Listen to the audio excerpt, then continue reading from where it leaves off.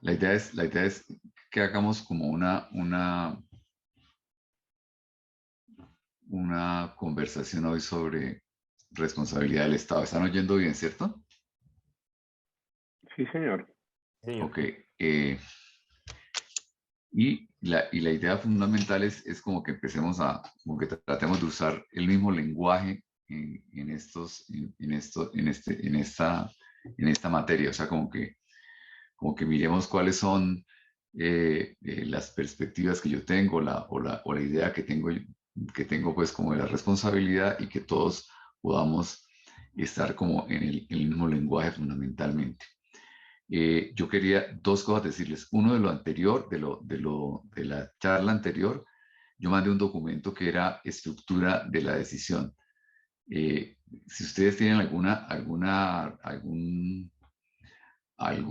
comentario, o se lo remitimos a María Estela para sacar un documento final de eso.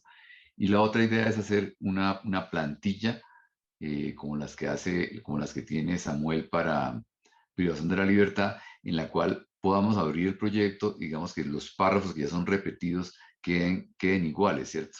Y yo hoy vi, por ejemplo, una sentencia de tutela que me mandó Ana Mireya. Está exactamente el mismo esquema, de manera que sería aplicárselo a todos. O sea, aplicarle ese mismo esquema más o menos a todos, que yo, el tutela de María lo vi que estaba casi en el mismo esquema, que me pareció perfecto. Entonces sería aplicarlo igual en todos. Entonces, eso de esa parte. Y de otra parte, la siguiente conversación que creo que tengamos es sobre el precedente, porque creo que ahí hay un tema que hay que modificar, y es como más o menos dejar de hablar de precedente y empezar a hablar de jurisprudencia. Igual, digamos que como el americano, o anglosajón, sino un precedente más cercano a las normas nuestras. Entonces, esas dos cosas, y ahora sí permítame compartir, Samuel. Ya está habilitado, doctor. Ya puede compartir. Ok, listo.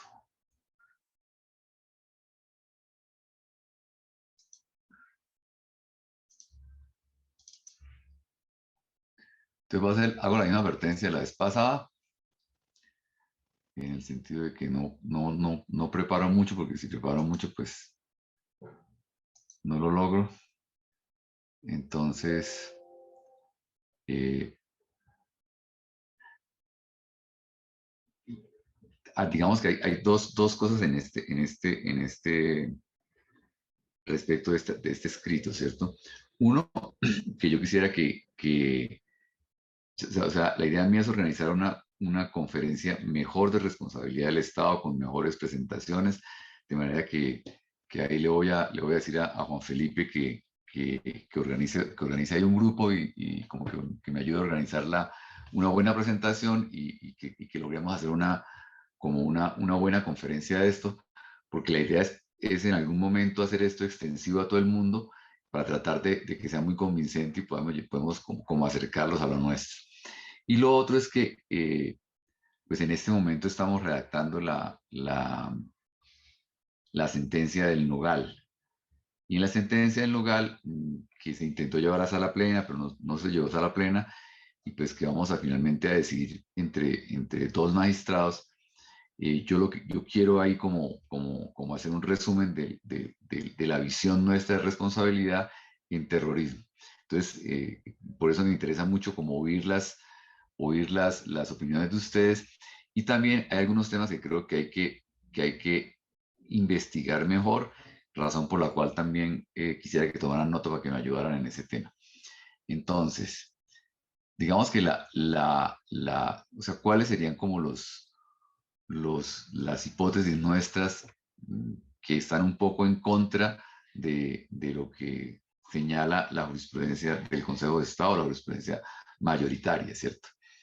Entonces, uno, indicar que la falla del servicio no es el título principal de imputación de la responsabilidad del Estado, no es el fundamento de la responsabilidad del Estado, y que si las autoridades públicas han causado un daño antijurídico, el Estado no puede exonerarse acreditando ausencia de falla en el servicio.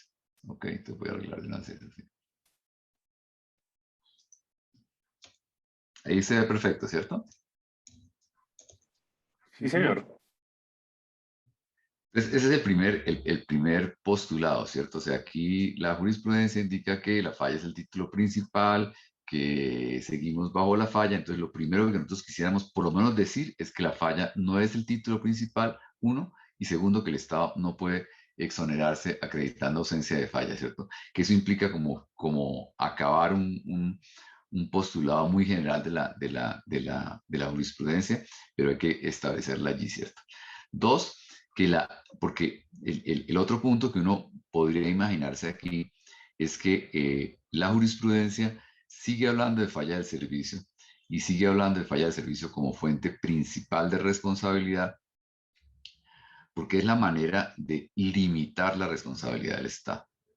En la historia, una historia mal contada que hay sobre la evolución de la responsabilidad, se dice que a partir de que se expidió la Constitución del 91, que el Consejo de Estado en las primeras sentencias dijo que la responsabilidad del Estado era objetiva y que no dependía de la falla del servicio, pero que muy pronto volvió a los regímenes anteriores y volvió a decir que la falla del servicio era la fuente general de responsabilidad.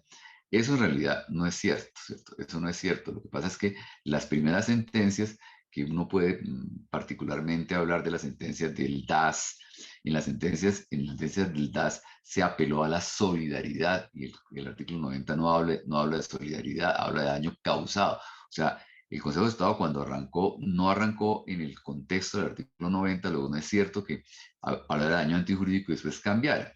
Digamos que la pregunta es ¿por qué cambió, cierto? O sea, ¿por qué en lugar de decir que la responsabilidad se fundamenta en el daño antijurídico, se fundamenta en la falla del servicio? Y para eso, digamos que hoy se explica, inclusive hay autores que lo explican con cosas como circunstanciales, como decir que en España todo el mundo creía en el daño antijurídico hasta que llegó Pantaleón, escribió un artículo y que entonces a partir de ahí todo el mundo empezó a decir que el Estado no podía responder de manera general porque se iba a quebrar, ¿cierto? Igualmente en Colombia muchos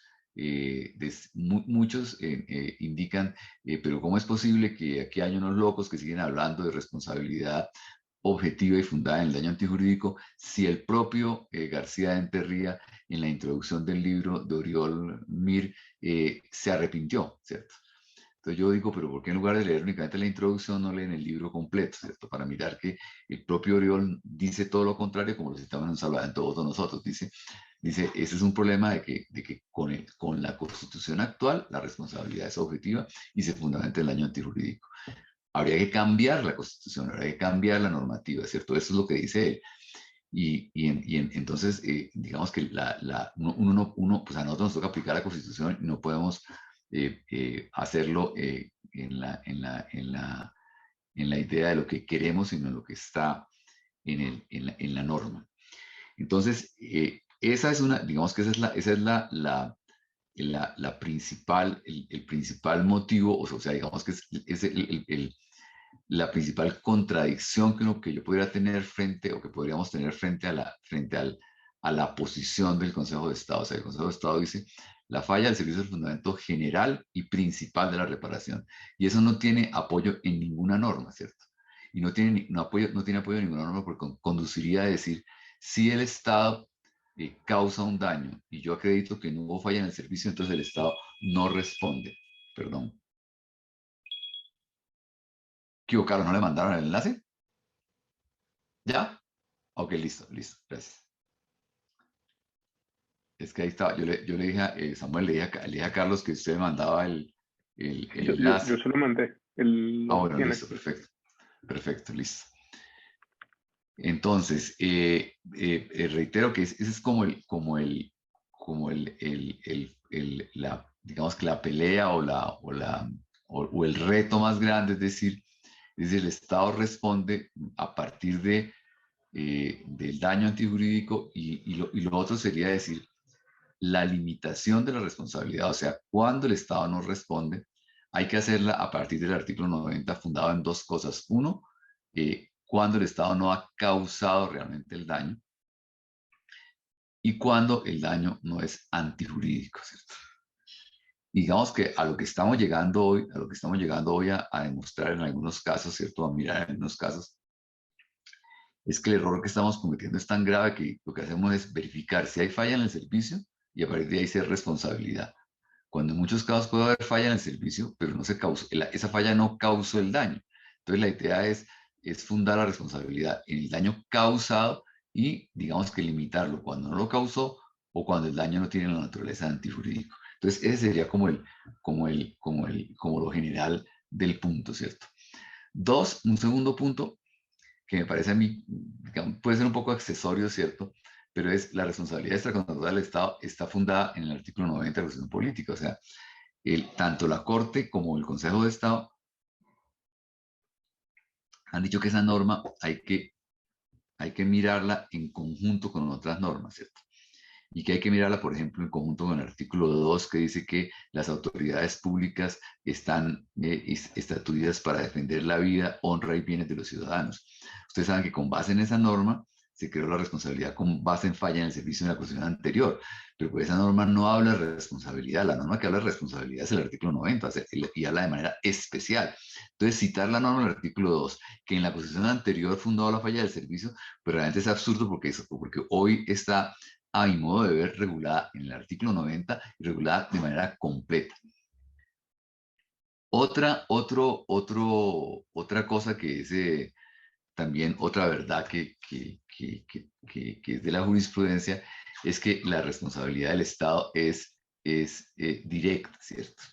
Yo creo que esa es una segunda equivocación, hablar de que la responsabilidad es directa, porque si uno mira el artículo 90, pues es claro que se dice el Estado responde por el hecho de los agentes y además el Estado debe repetir contra los agentes, debe repetir contra los agentes. Entonces, pues si uno lee eso, pues es evidente que estamos ante una responsabilidad indirecta porque uno es el autor del daño y otro es el responsable. Y cuando uno es el autor y otro es el responsable, pues yo no respondo directamente por el daño mío, sino que respondo por el daño que causó otro, mi agente. Y además, si uno mira el artículo 90 en su integridad, uno tendría que decir que eh, hoy, bajo esa norma, el juez de la responsabilidad debería preocuparse más de determinar el agente responsable que de hablar de falla en el servicio. Porque si estamos hablando de una responsabilidad estatal en la cual hay una obligación de repetir contra la gente, o hay un deber de repetir contra la gente, pues la idea no es hablar de falla del servicio anónimo sin descubrir quién es el agente, cuando siempre hay una persona que ha causado el daño, hay un agente que ha causado el daño, sino, y digamos que, obvio, a veces dicen, es que la falla fue anónima, fue el servicio el que funcionó mal, pues sí, o sea, inclusive en los casos de que el servicio médico no funcionó porque no tenía recursos, alguien tenía que planificar los recursos, o sea, detrás de cualquier daño hay, o sea, así, por anónimo que uno lo vea, por anónimo que uno lo sienta, hay un agente estatal responsable de haber causado el daño.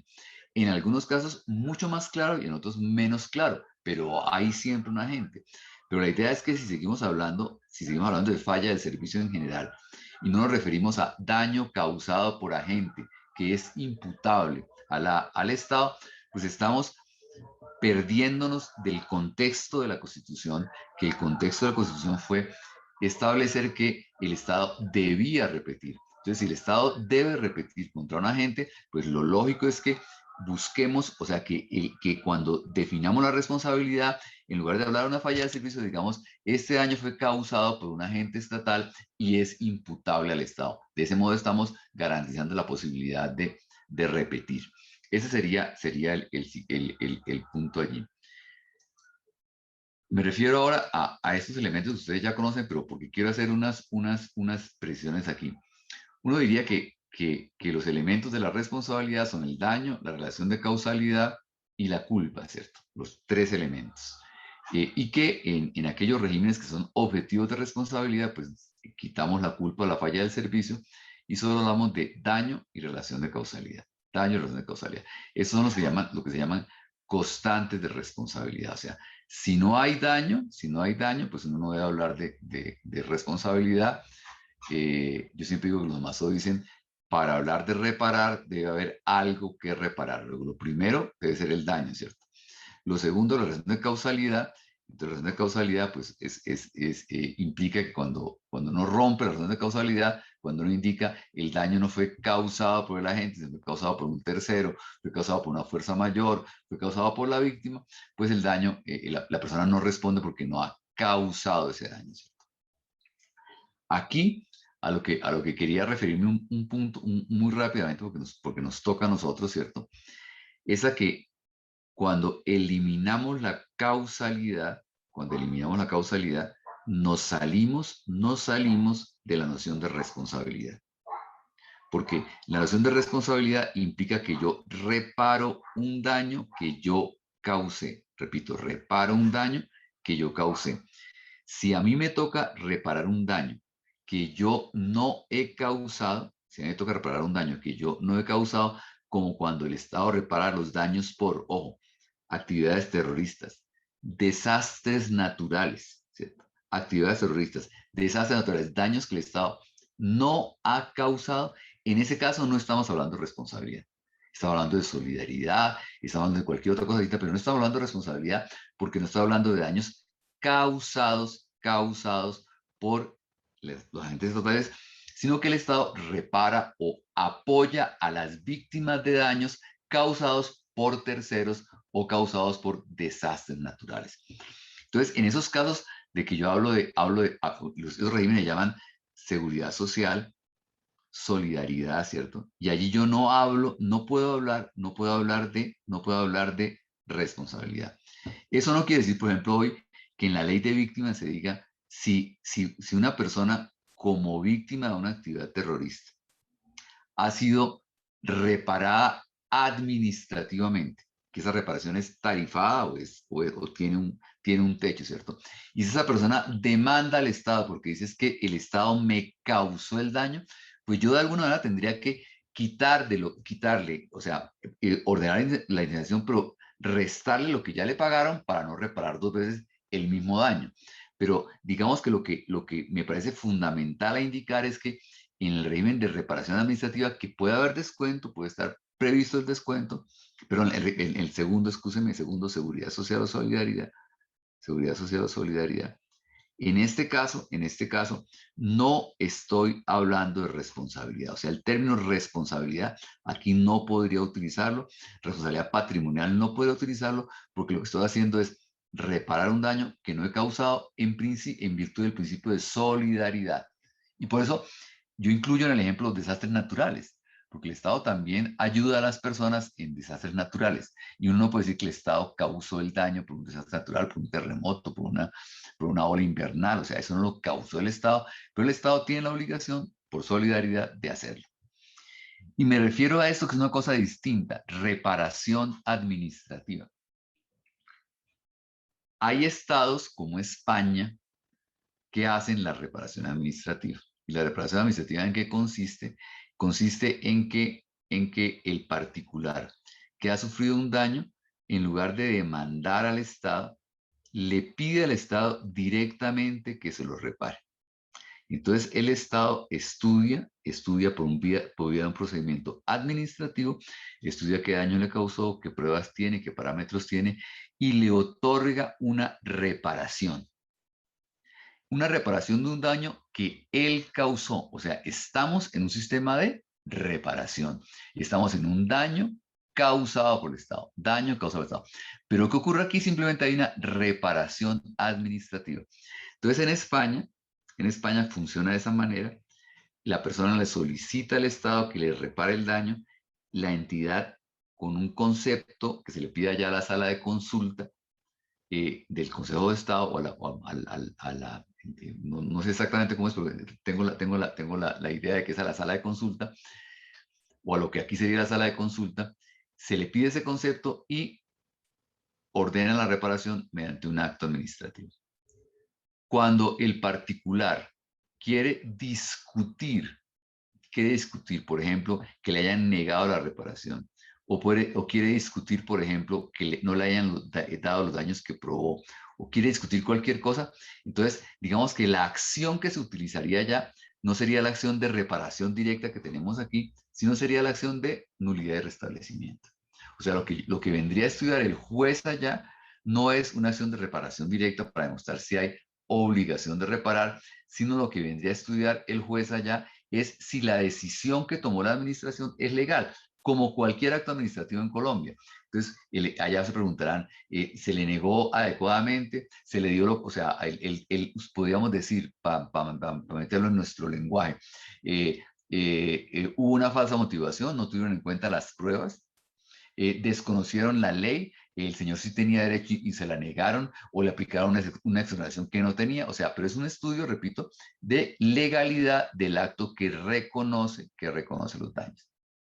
Pero es reparación integral, o sea, no es una reparación tarifada como la que ocurre en solidaridad, en la que yo le doy algo, le reparo un daño que yo no he causado, entonces le reparo un daño, no totalmente, sino en la medida en que yo le puedo reparar, en la medida en que le puedo dar a todo el mundo, por ejemplo, la ley de víctimas, la forma de reparar no es teniendo en cuenta la condición de las personas, a quién le doy primero, a quién le doy después, o sea, es una condición de qué recursos tiene el Estado y cómo los distribuyo entre las víctimas, que es distinto a decir yo le reparo al que demande porque yo lo causé. Entonces, digamos que ¿por qué hago la distinción entre reparación administrativa y seguridad social, cierto? Hago la distinción porque es importante hacerla, porque en Colombia ya tuvimos, tenemos un caso en que claramente hablamos de reparación administrativa, que es el caso del glifosfato.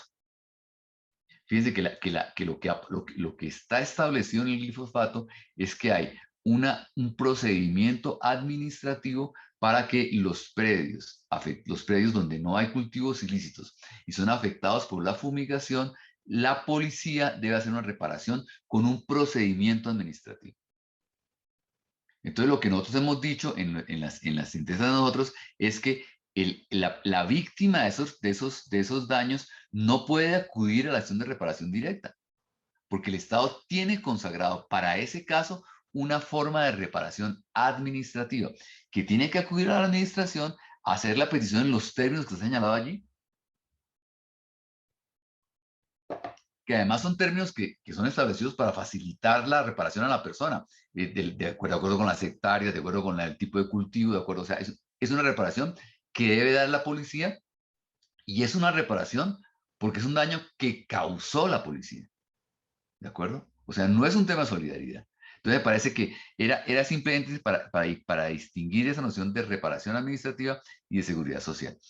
Y la doctrina indica que la culpa o falla del servicio pues es un elemento contingente, ¿cierto? Que no es una constante responsabilidad, sino que simplemente la culpa o falla del servicio estará en los regímenes en los cuales debo reparar. Y aquí viene pues el segundo punto, ¿cierto? El segundo punto es ¿cuál es el fundamento de un régimen de responsabilidad? O sea, ¿por qué el Estado debe reparar? ¿O por qué una persona debe reparar, ¿cierto?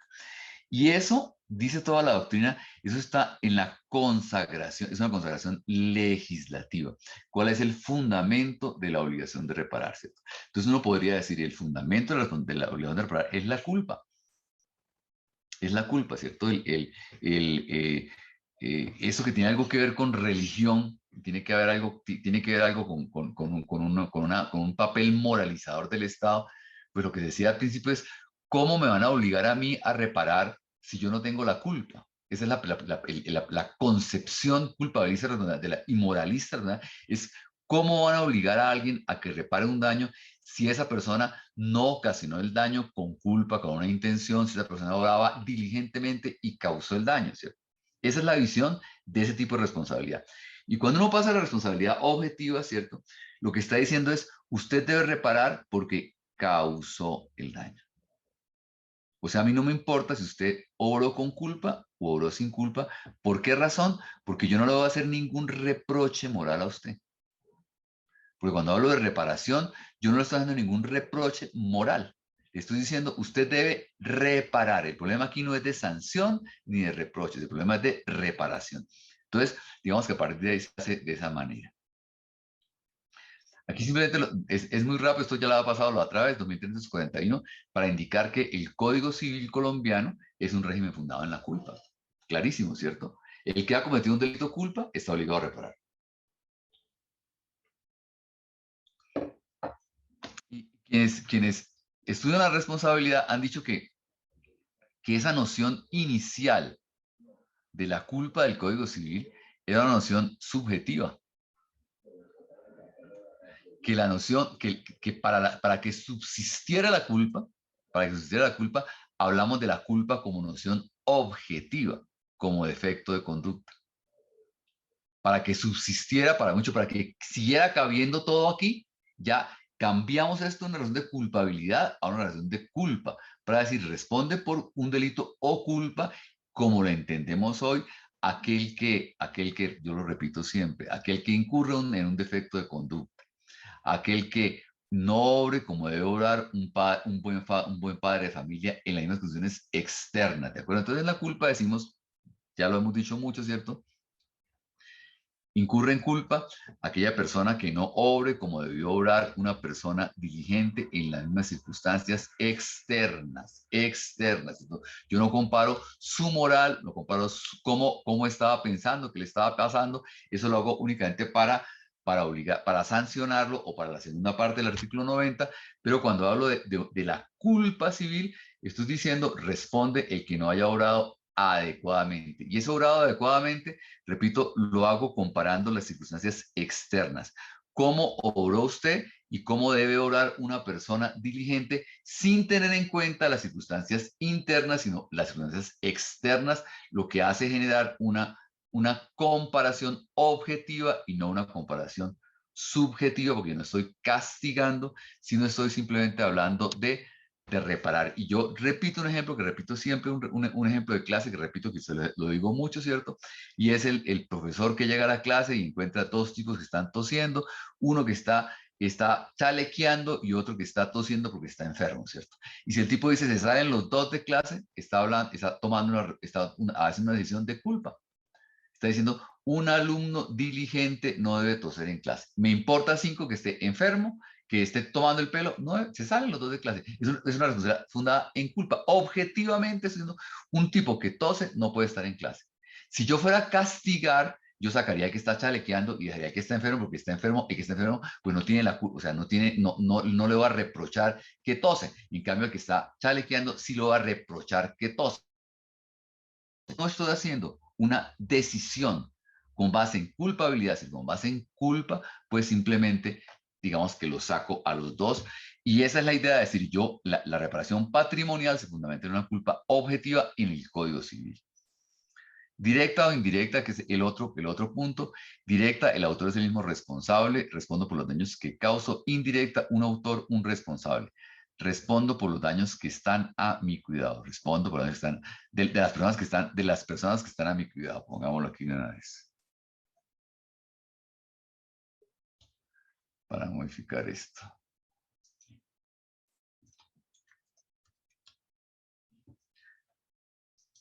Ok, entonces ahí está, primer ejemplo, artículo, aquí está, esta es la consagración de la indirecta. Yo debo indemnizar el daño no solo de sus propias acciones, sino del hecho de aquellos que estuvieran bajo su cuidado, indirecta, los padres o los de los hijos. Y aquí, que es los dos puntos que yo quiero, en los cuales insisto, porque aquí hay una equivocación, ¿cierto? Es en decir, en la responsabilidad indirecta, yo respondo por la culpa de otro, por el daño que causa otro. Entonces dice aquí, cesará la responsabilidad de tales personas si con la autoridad y el cuidado de su respectiva calidad les confiere y prescribe no hubieran podido impedir el hecho. Entonces lo que quiero decir o lo que quiere decir la norma es simplemente lo siguiente. Cuando hablo de culpa del responsable indirecto, el responsable indirecto no ha causado el daño. Entonces el responsable indirecto no tiene una culpa en la comisión del daño, porque él no causó el daño. El que causó el daño fue o el hijo o el empleado. ¿De acuerdo? Entonces, ¿cuál es la culpa del responsable indirecto? La culpa del responsable indirecto nace en haber vigilado mal o haber elegido mal al dependiente. Esa es la culpa del responsable indirecto. Porque el responsable indirecto, usted no va a decir es que usted iba manejando, no es que yo no iba manejando, papá, si el que iba manejando era el conductor. O sea, ¿usted qué culpa me va a echar a mí ir manejando mal, cierto? La culpa mía está en haberlo vigilado mal o en haberlo controlado mal, porque yo respondo del daño que él causó. Él, si usted me dice la culpa de él, ahí sí miro la del tipo, la del que el conductor, si manejaba 100 o manejaba 50, estaba borracho o cómo iba, ¿cierto? Pero si voy a ver la responsabilidad mía, que soy el responsable indirecto, el patrón en este caso, ¿cierto? Pues mi responsabilidad, yo digo, yo respondo por el hecho que usted cometió. ¿Cuál es mi culpa? Mi culpa es haberlo elegido mal o haberlo controlado mal. Entonces, esa es la responsabilidad en el Código Civil, es por culpa, y la de las personas jurídicas es indirecta y por culpa, ¿cierto? Voy. La de los empleadores igual, los empleadores, pues, empleadores responderán por los trabajadores a esa norma que es casi la del 90, ¿cierto? Con ocasión del servicio, pero no responderán si se probare que apareciere que en tal ocasión los trabajadores se han comportado de un modo impropio, que los empleadores no tienen el medio de prever o impedir empleado el cuidado ordinario y la autoridad competente. En este caso, recaerá toda la responsabilidad sobre los trabajadores. Esa norma explica perfectamente que es una responsabilidad indirecta fundada en la culpa. Yo respondo por el hecho de mis trabajadores. Respondo siempre y cuando haya negligencia mía. ¿Y dónde está la negligencia mía? Está en no haber sido diligente en la vigilancia de esos trabajadores. Bien, el otro punto que es bueno tener siempre claro es que el Código Civil no consagra la responsabilidad de las personas jurídicas, no la establece. O sea, no tiene una norma para decir la responsabilidad de la persona jurídica es una responsabilidad indirecta, ¿cierto? Y digamos que hoy ha cambiado mucho esto en el sistema pues hoy no, sino hace mucho tiempo ha cambiado la concepción de la obligación para decir las obligaciones, las obligaciones no son vínculos entre personas, son vínculos entre patrimonios. A mí no me interesa hoy que una persona me responda, me interesa buscar qué patrimonio me responde. Y es indudable que cuando hay un trabajador y hay o cuando hay un dependiente y una persona jurídica, uno es el patrimonio de la persona jurídica y otro es el patrimonio del trabajador. O sea, nadie puede dudar hoy que uno es el patrimonio del Estado y otro es el patrimonio de la gente. Que el que responde es el patrimonio del Estado. Y que después de que el Estado arranca una repetición contra la gente, pues ¿a quién le cae la obligación? Al patrimonio de la gente, ¿sí? Entonces, hoy seguir diciendo que la persona, que hablamos de responsabilidad directa, es algo que no es tan cierto, ¿cierto? Entonces, antes de la constitución política, ¿en qué estábamos, cierto? O sea, antes de que llegara la constitución política, ¿en qué estábamos? Habíamos dicho, primero, la responsabilidad es subjetiva porque se fundamenta en falla del servicio. Yo tal vez, no sé si tengo aquí alguna más adelante. Sí, tal vez está aquí. Tal vez miremosla antes, ¿cierto? Perdón.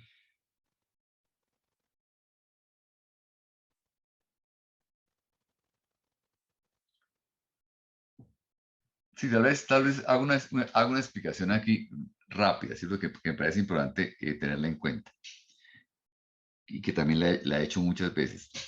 En cuanto a la responsabilidad de las personas jurídicas, la Corte, y que, o sea, por lo menos eso hace por lo menos que uno pueda decir que eso de que la responsabilidad de las personas jurídicas directas no es una verdad absoluta, ¿cierto? La Corte empieza diciendo, la responsabilidad de las personas jurídicas es indirecta. Ellas responden por el hecho de sus agentes. Y empieza diciendo es indirecta. Luego viene la teoría organicista que distingue entre órganos y agentes. Entonces dice, responde directamente por los órganos e indirectamente por los agentes. Y finalmente, la Corte dice, la responsabilidad es directa. La responsabilidad de las personas jurídicas es directa. Y entonces empieza, lo dice con esta frase, dice, no puede escindirse, dice, la persona jurídica es un ente. La persona jurídica no puede obrar sino a través de los agentes. Entonces la responsabilidad es directa. Y lo hace también lo he dicho muchas veces, lo hace para favorecer a las víctimas, o sea, a la víctima del daño. Cuando la Corte dice la responsabilidad de la persona jurídica es directa, trae dos consecuencias. Una, un tema de prescripción, porque la responsabilidad indirecta tiene una prescripción de 3 años, o sea, uno se supone que si va a dirigirse contra el tercero, pues hay que darle un término más corto. Entonces, eso permite que la prescripción sea de 20 años, como en esa época, o sea, que sea amplia para las víctimas. Pero otro que es lo realmente importante, cuando la Corte dice la responsabilidad de las personas jurídicas es directa, le quita la posibilidad a la persona jurídica de que se exonere responsabilidad probando ausencia de culpa, invigilando o ineligiendo. ¿De acuerdo? Entonces, eso es lo más importante. O sea, las víctimas salen favorecidas cuando la Corte dice la responsabilidad es directa, porque la persona jurídica a partir de ahí no podía exonerarse de responsabilidad diciendo, óigame, ausencia de culpa porque yo vigilé bien y controlé bien a mi empleado. Se le sacaba esa defensa. Entonces, eso es realmente lo más importante del cambio de responsabilidad indirecta a responsabilidad directa. Ese es el cambio, digamos que fundamental en ese cambio de criterio allí. Cuando hablamos de responsabilidad del Estado, la responsabilidad del Estado primero la conoce la Corte Suprema de Justicia y después el Consejo de Estado. Entonces la Corte dice, primero, la responsabilidad del Estado se fundamenta en falla del servicio porque aplicamos el 2341, que es el régimen general. Segundo, es una responsabilidad directa, ¿cierto? Entonces, entramos antes de la Constitución con dos dogmas. Uno, la responsabilidad del Estado es por falla del servicio. Dos, no distinguimos entre agentes y Estado, sino decimos es una responsabilidad directa, repito, directa, y fundada en la falla del servicio. Esas son las dos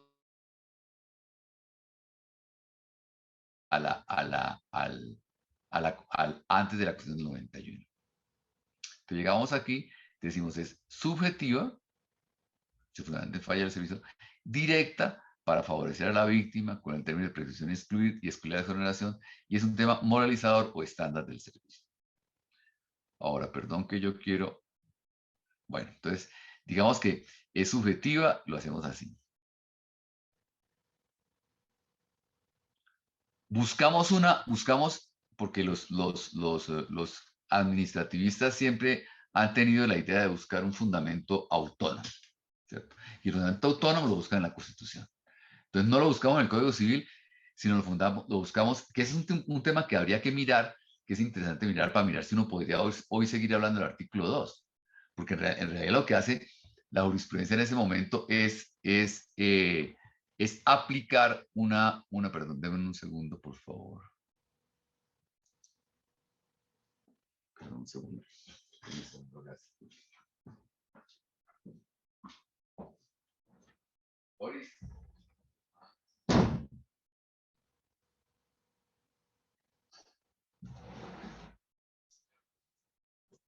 No, es que me está...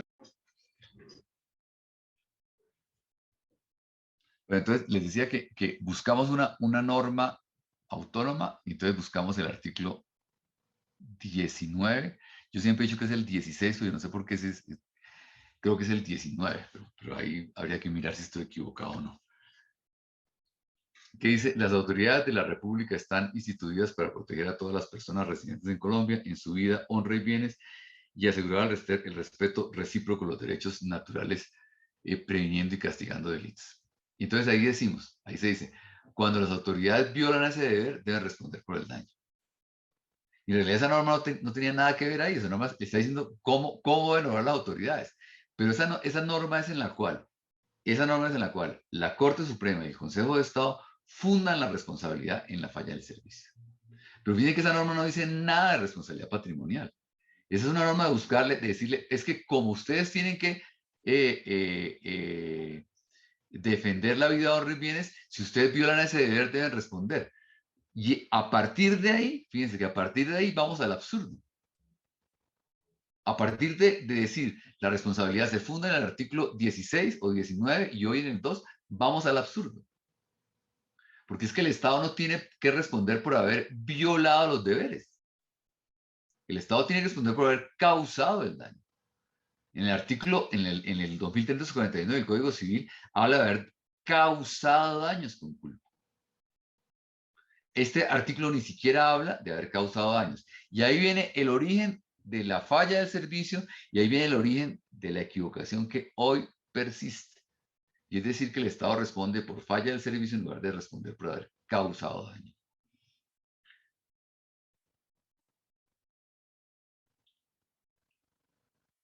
Ahora, este es un segundo punto que yo quisiera que miráramos con algo de detenimiento, ¿cierto? Entonces aquí yo acomodé otro. Sí, aquí está. Que es otro punto que creo que en la revisión histórica valdría la pena hacer. Yo creo que por ahora es una percepción, pero creo que es cierta y que tal vez allí me gustaría que ustedes me ayudaran a investigar el tema, ¿cierto? Entonces, el Consejo de Estado arranca diciendo responsabilidad general, falla del servicio. Falla del servicio porque causó un daño, porque el servicio no funcionó, funcionó defectuosamente o funcionó tardíamente. Ya hablamos de la noción de relatividad de falla del servicio y entonces decimos el Estado estaba en capacidad o no, y digamos que todo el régimen de si usted repara, lo hacemos con fundamento en la falla del servicio. Entonces decimos repara si cometió falla, repara si demuestra que estaba en capacidad o no, pero a nadie se le ocurre decir primero repara si causó el daño. Entonces hacemos que todo le dé la vuelta alrededor de la noción de falla en el servicio. Luego, al lado de esos regímenes de responsabilidad, que es lo que quiero indicar, viene la responsabilidad por riesgo para actividades y cosas peligrosas. Y luego viene, que son las tres generales, la de daño especial, que es responsabilidad por actividad lícita, cuando hablamos de un daño que supera las cargas públicas que debe soportar la víctima, que debe soportar la víctima.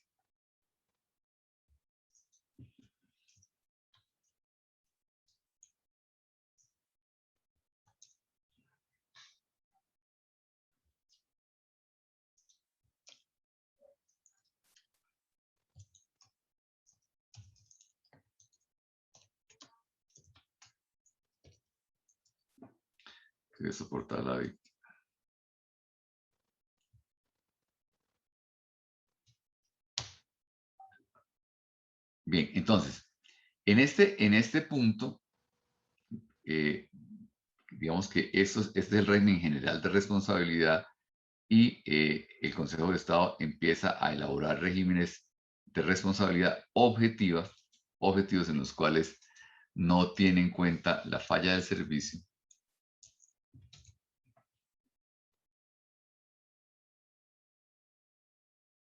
Se aplica la denominada Iurit Novit Curia.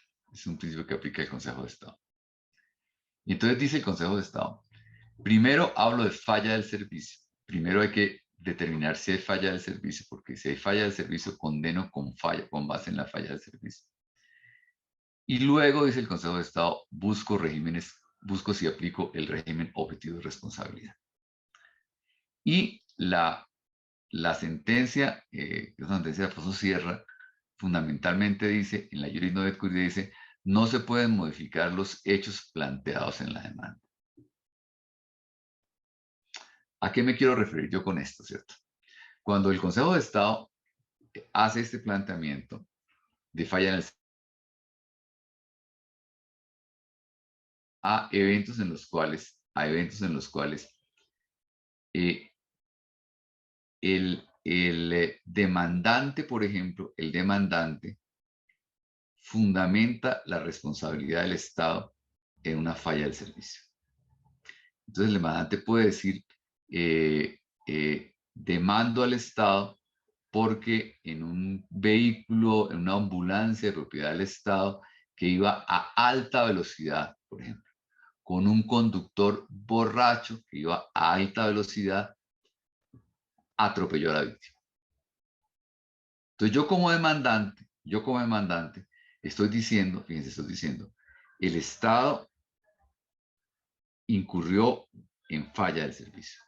Incurrió en falla del servicio porque el conductor de la ambulancia iba a alta velocidad e iba borracho, ¿de acuerdo?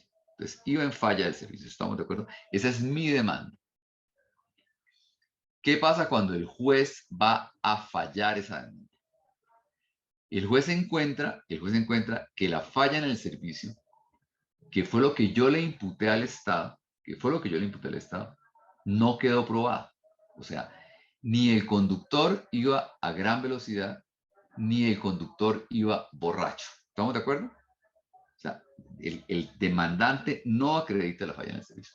Entonces, ¿qué hace el juez? Dice, esa demanda que usted metió fundada en la falla en el servicio, pues usted no probó la falla en el servicio.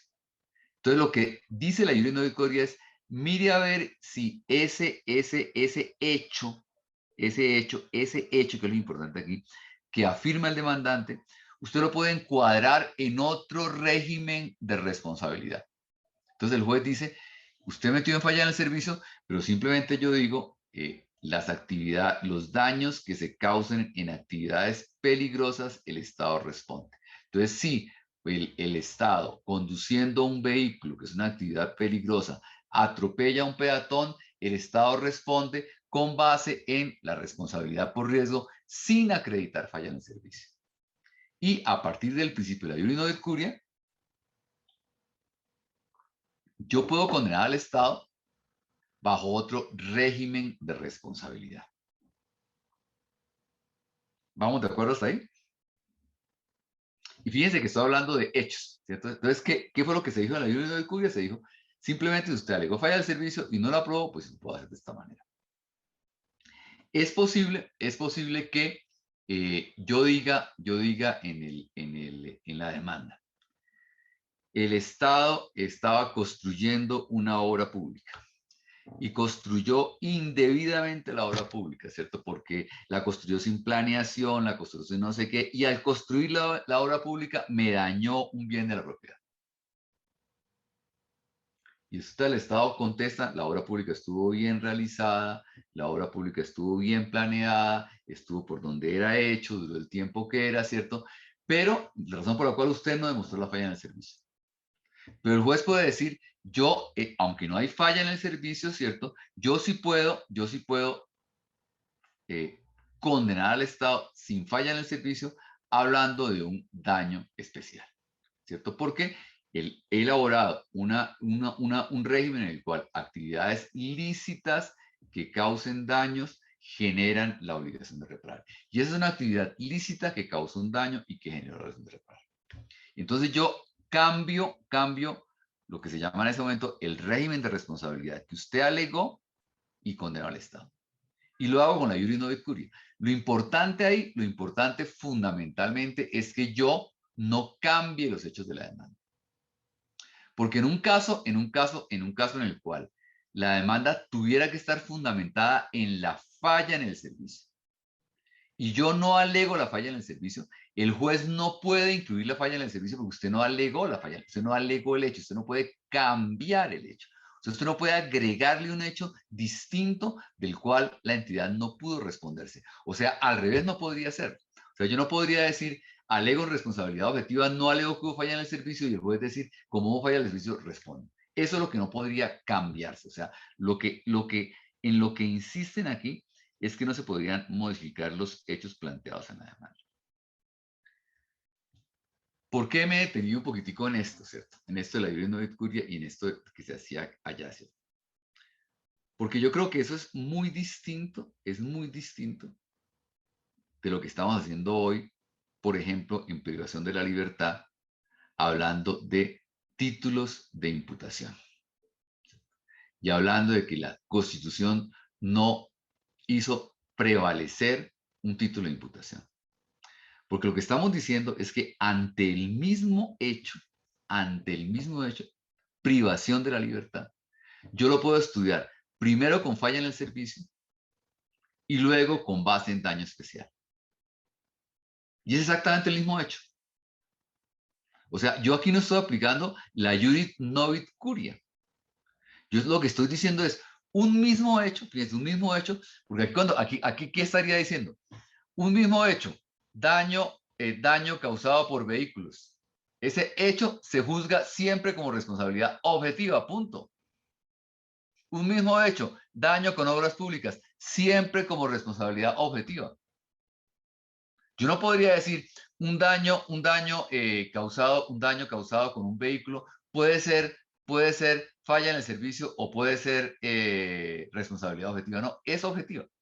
O sea, está dentro del régimen objetivo. Por eso yo lo bajo al régimen objetivo. ¿De acuerdo?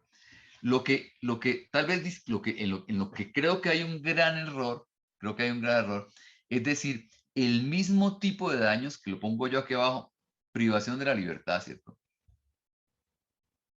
Privación de la libertad. Yo podría estudiarlo como falla en el servicio o podría estudiarlo como daño especial, porque es exactamente el mismo hecho. Es como decir, el riesgo de actividades peligrosas yo podría estudiarlo como falla del servicio o como daño especial. No, las actividades peligrosas el Estado responde objetivamente. Recluso responde objetivamente. Obras públicas responde objetivamente. ¿De acuerdo? Entonces, lo que hacíamos era bajar de este régimen de arriba a cualquiera de estos regímenes especiales. Pero yo creo que nunca en la Iuris Novis Curia, antes del 91, ¿cierto? Se dijo un mismo tipo de daño, que para mí, repito, privación de la libertad, se requiere o no de falla en el servicio. Aquí cuando se dijo un mismo tipo de daños, accidente accidente con vehículo automotor, ¿cierto? O para ser más puntual, daños con arma de fuego. Daños con arma de fuego, ¿cierto? Daños con arma de fuego, se dijo, es responsabilidad objetiva. Se dijo, no se requiere de falla en el servicio para que haya obligación de reparar. Punto. ¿De acuerdo? Ese es el régimen al que se sometió ese hecho. Y todos los hechos se pueden juzgar de esa manera, ¿cierto? Entonces, lo que yo creo o sea, repito, de volver a indicar de si la responsabilidad puede estar en una o en otra. Digamos que lo que me parece equivocado hoy es que el mismo hecho, que es lo que estamos haciendo equivocadamente, pero lo seguimos haciendo, es decir, en privación de la libertad, yo tengo que decir, ¿cuándo responde el Estado? ¿Cuando hubo falla de servicio o objetivamente?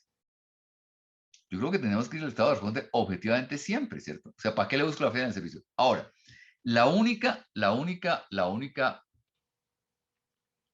razón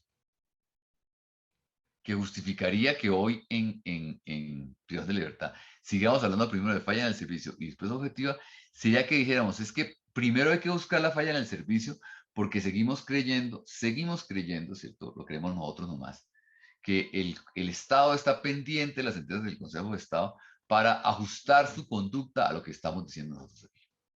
Entonces, que si lo condenamos con base en falla del servicio, estamos reprochándole al Estado y que estamos contribuyendo a que el Estado mejore su forma de ser. ¿Cierto? Entonces, aquí se decía en mucho tiempo, si es que la responsabilidad por falla del servicio tiene una función política en el sentido de decir, el juez administrativo debe decirle a la administración cómo debe obrar.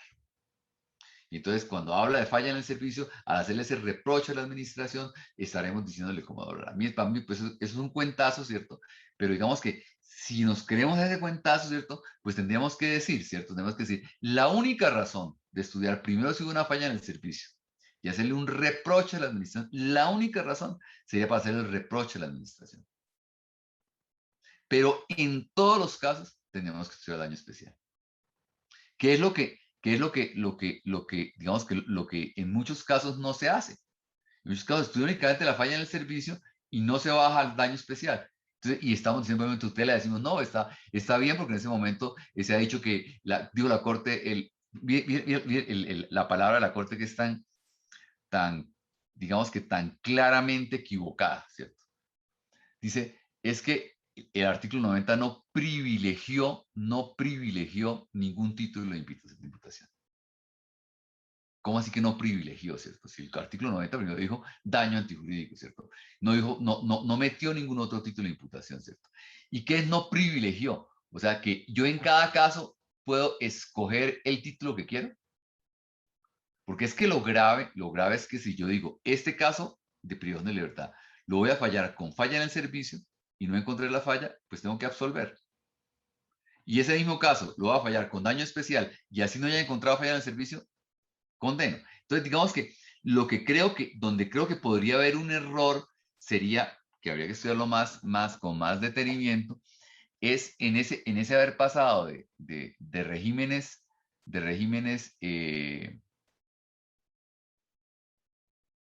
de Iura Novit Curio por regímenes a tipos de daño, a hablar de que el mismo tipo de daño puede ser analizado con dos fundamentos de responsabilidad. Está el artículo 90 que todos lo conocen ya, ¿cierto? El artículo 90 lo hace pues como para recordar que por ninguna parte dice falla del servicio. Esta es la lectura general de la jurisprudencia que no me voy a detener aquí. Ese problema de los diversos títulos de imputación para los mismos hechos lo tenemos en la privación de la libertad y en el terrorismo, igualmente.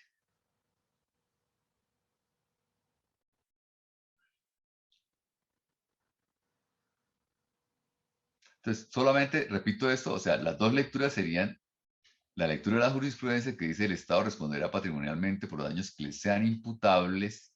Entonces dice la jurisprudencia, cuando habla de imputables, habla de un título, de una imputación jurídica, que quiere decir de haber un título de imputación. Luego el artículo 90 lo único que hizo aquí fue recoger la falla, el riesgo y el daño especial. Digamos que mi pelea fundamental aquí es con la falla. Mi pelea fundamental es con la falla. Y es la pelea fundamental es decir, yo no puedo seguir diciendo que porque yo obré sin falla, yo no soy responsable de reparar. Porque me parece que esto viola, digamos que toda la estructura del artículo 90. El artículo 90 se dijo fue, en lugar de darle preponderancia a cómo obró el Estado, yo le doy preponderancia a qué tipo de daño recibió la víctima. Eso es lo que viola la visión jurisprudencial.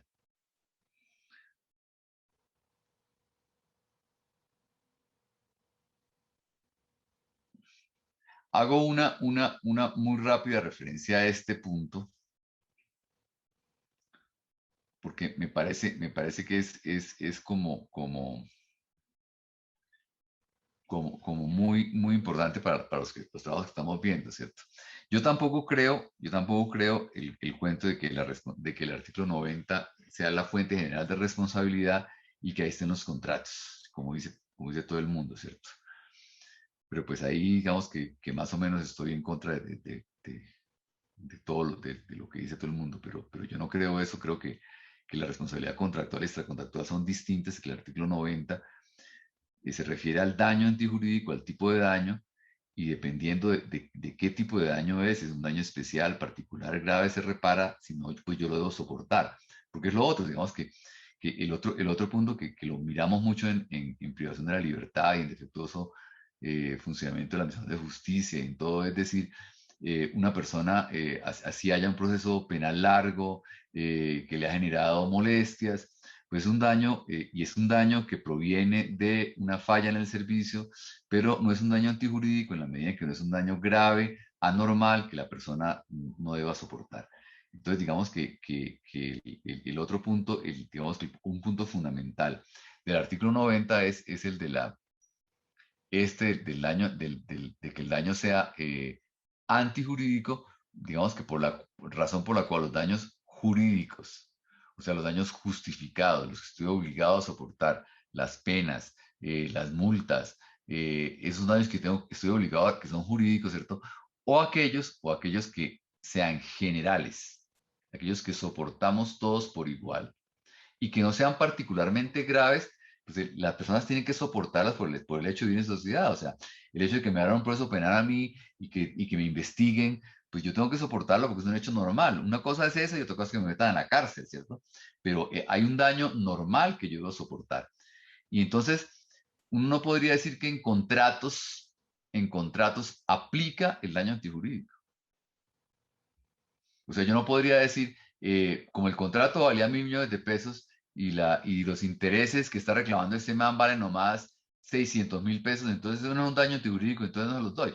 Entonces está bien que le han pagado tarde las facturas, porque es un daño que no es grave, ¿no? O sea, el daño en el contrato proviene de haber incumplido la obligación y de que lo hayamos demostrado, de manera que uno podría fundamentar la responsabilidad contractual en la antijuridicidad del daño.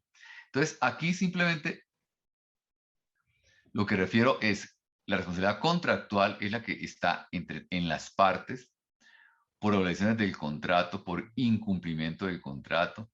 El daño del contrato es previsible, es limitado, es objetiva y subjetiva dependiendo de si la obligación es de resultado o es de medios. En las obligaciones de medios, pues yo tengo que acreditar negligencia del que incumple el contrato. Ahí estamos sacando una cosa que va para esta sala, que es un tema de María Fernanda, que es el tema de una obligación que decíamos en este caso le correspondía a Telecom, una obligación de instalar unos equipos para hacer unas mediciones, ¿cierto? Entonces ahí lo que dijimos fue, la obligación de Telecom era hacer todo lo posible, hacer todas las diligencias para lograr tener los equipos de las mediciones. O sea, no era una obligación de resultado, sino una obligación de medios. Razón por la cual el demandante tenía que demostrar por qué Telecom obró negligentemente al no haber conseguido, digamos que oportunamente esos equipos. Entonces uno dice, cuando hay una obligación de medios, pues yo tengo que acreditar no solamente el resultado, no hizo la medición, sino que fue negligente, que su negligencia fue la que condujo a la anterior. Entonces, igual que en responsabilidad patrimonial, uno podría, extracontractual, uno podría decir que la responsabilidad es objetiva, ¿cierto? La obligación de pagar una suma de dinero es objetiva, ¿cierto? Es de resultado. Yo me comprometo a pagarle, yo no me comprometo a tratar de pagarle, ¿cierto? Y la subjetiva es cuando yo me comprometo a una obligación de más o menos, entonces a una obligación de intentar hacer algo, y cuando intento hacer algo, cuando soy apoderado de alguien, digo, yo intento ganar el proceso. Si perdí el proceso, no soy responsable, usted me tiene que demostrar que lo defendí negligentemente. Esta de medios, la objetiva de resultado. En la extracontractual no hay relación previa entre la víctima y el responsable, la reparación es integral del perjuicio. Y la regla general, y eso ya lo hemos mirado también en un tema de arbitramiento que se puede presentar en estos casos, ¿cierto? La regla general es que la responsabilidad contractual no se acumula con la extracontractual. O sea, si yo hice un contrato, yo tengo que sujetarme al contrato. Sujetarme al contrato. Yo no puedo pedir reparación por fuera del contrato, porque estoy desconociendo el vínculo que me unía con el demandado. Y aquí también, yo repito los ejemplos porque son los clásicos, ¿cierto? Hay un caso de la Corte Suprema de un señor que le arrienda una casa a otra persona, le arrienda la casa y aparentemente por culpa del arrendador le cortan el teléfono al arrendatario, al de esa casa. O sea, le cortan el teléfono. Y obviamente estamos hablando de un momento en que no había telefonía celular, ¿cierto?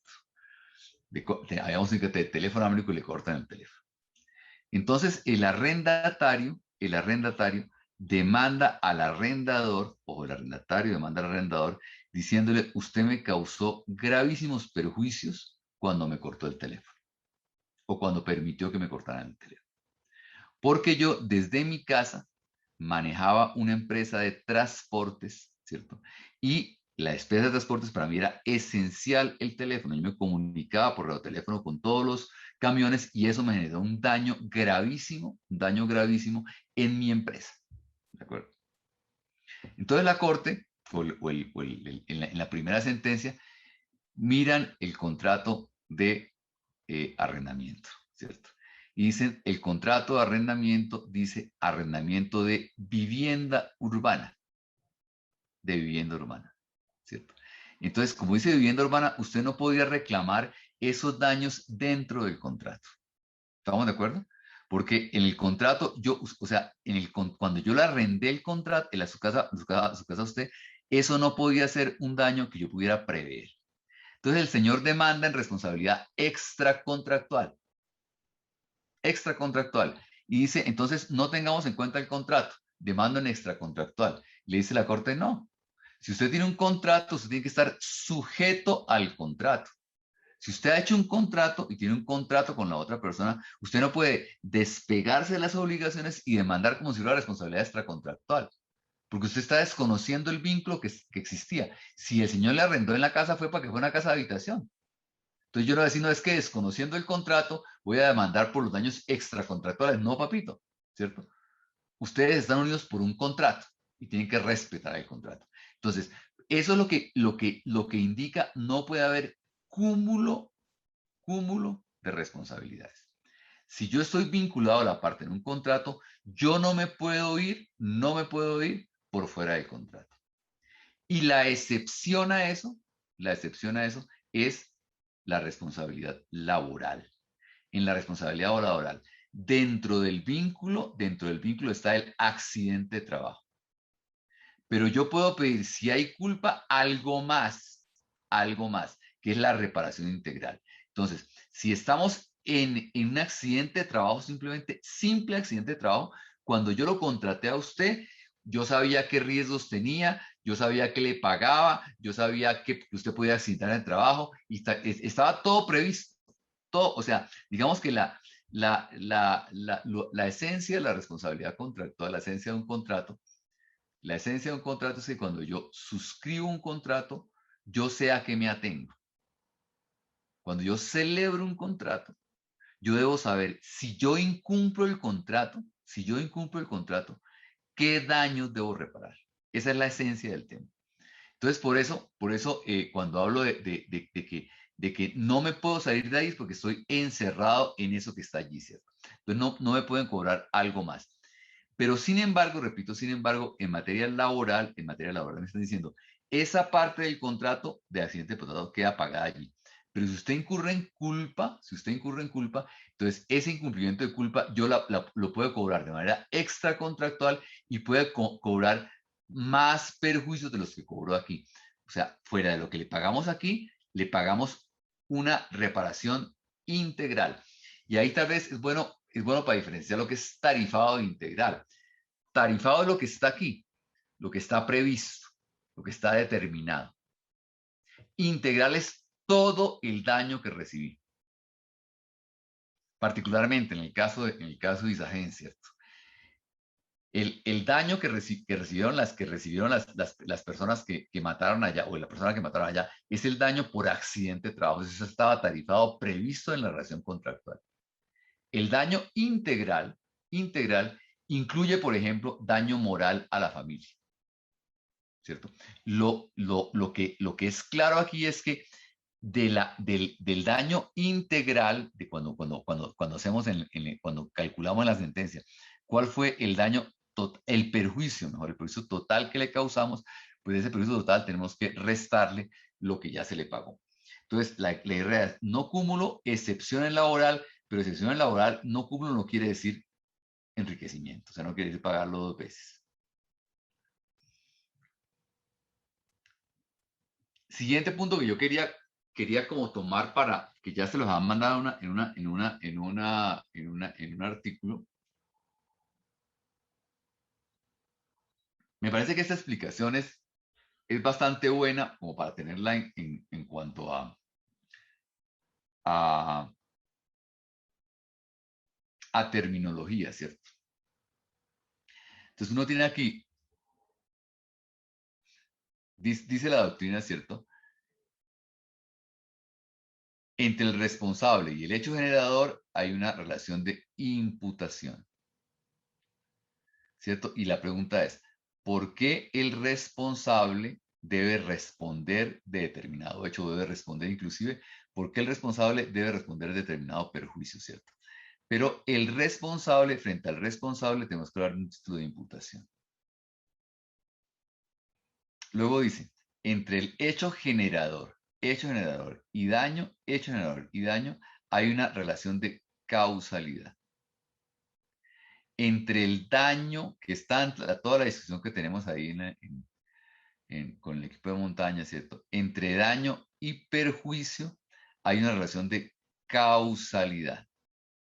La relación de causalidad entre daño, no mismo restaurante jurídico, entre daño y perjuicio, implica determinar cuáles perjuicios provienen de ese daño.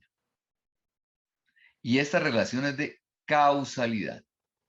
Para decir, los perjuicios que son indemnizables solo son los que son ciertos y los que provengan directamente del daño.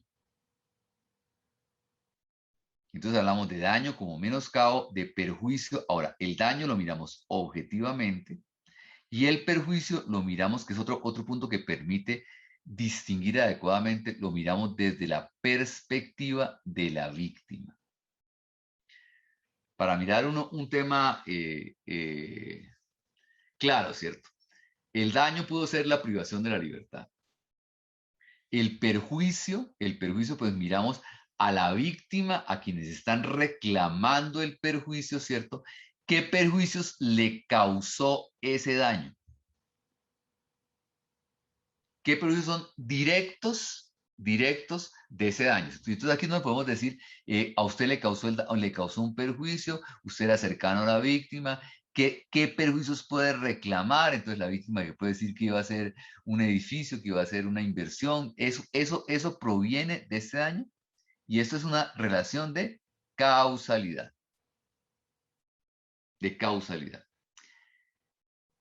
El otro es hecho generador y daño.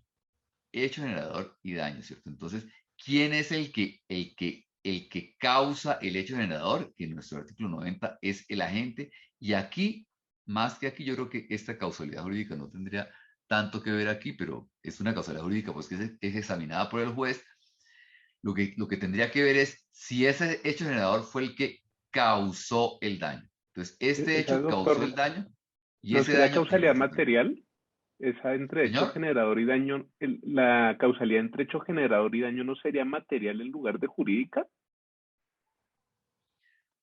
no, no. Entre esta y esta, Samuel, entre hecho generador y daño, Entre hecho generador y daño, porque yo había entendido el artículo, digamos que cuando yo relaciono el hecho, que es esa realidad física, con el daño, ese menoscabo, estoy analizando lo material y ya cuando ato el daño al perjuicio es cuando hago esa evaluación subjetiva jurídica o yo me equivoco ahí, no. no. Yo creo que en los dos casos es una causalidad jurídica. Y Ok. es una causalidad jurídica para determinar que no es una causalidad material, ¿cierto? Usted no podría, y es lo que permite aplicar aquí la imputación objetiva, lo que permite aplicar aquí que, por ejemplo, el hecho generador puede ser una omisión y no un hecho, ¿sí? Lo que permite determinar que no es el último hecho, sino el anterior. Lo que permite quitar los hechos anteriores. O sea, la causalidad siempre es normativa, ¿sí? Y es, digamos, que la diferencia, o digamos que la diferencia entre, qué es lo que hace nacer en derecho penal, el término de imputación, no meterme con objetiva, sino imputación particularmente, ¿cierto? Es decir, que no se trata de una relación física de causalidad. Porque si yo hablo de una relación física de causalidad, entonces yo podría decir la muerte, que es el ejemplo que ponen ahí, la muerte de la víctima, o sea, la muerte de la víctima la generó la madre del asesino, ¿cierto? Porque si la madre no hubiera tenido ese hijo asesino, pues no hubiera pasado esta muerte, ¿cierto? Es una causalidad física, pero no es una causalidad jurídica, ¿sí? O yo podría decir el último hecho, o yo podría decir, podría decir, si no hubiera habido denuncia, no habría habido detención, ¿de acuerdo? Entonces yo puedo decir, ¿qué causó la detención preventiva? La causó la denuncia, la causó el testigo falso, ¿cierto? o lo causó la decisión. Entonces yo cuando yo digo, el hecho generador fue la decisión la que causó el daño, yo aquí estoy hablando de un criterio de imputación. Esta causalidad es jurídica, no es material. O sea, en esta causalidad yo tengo que hacer criterios normativos.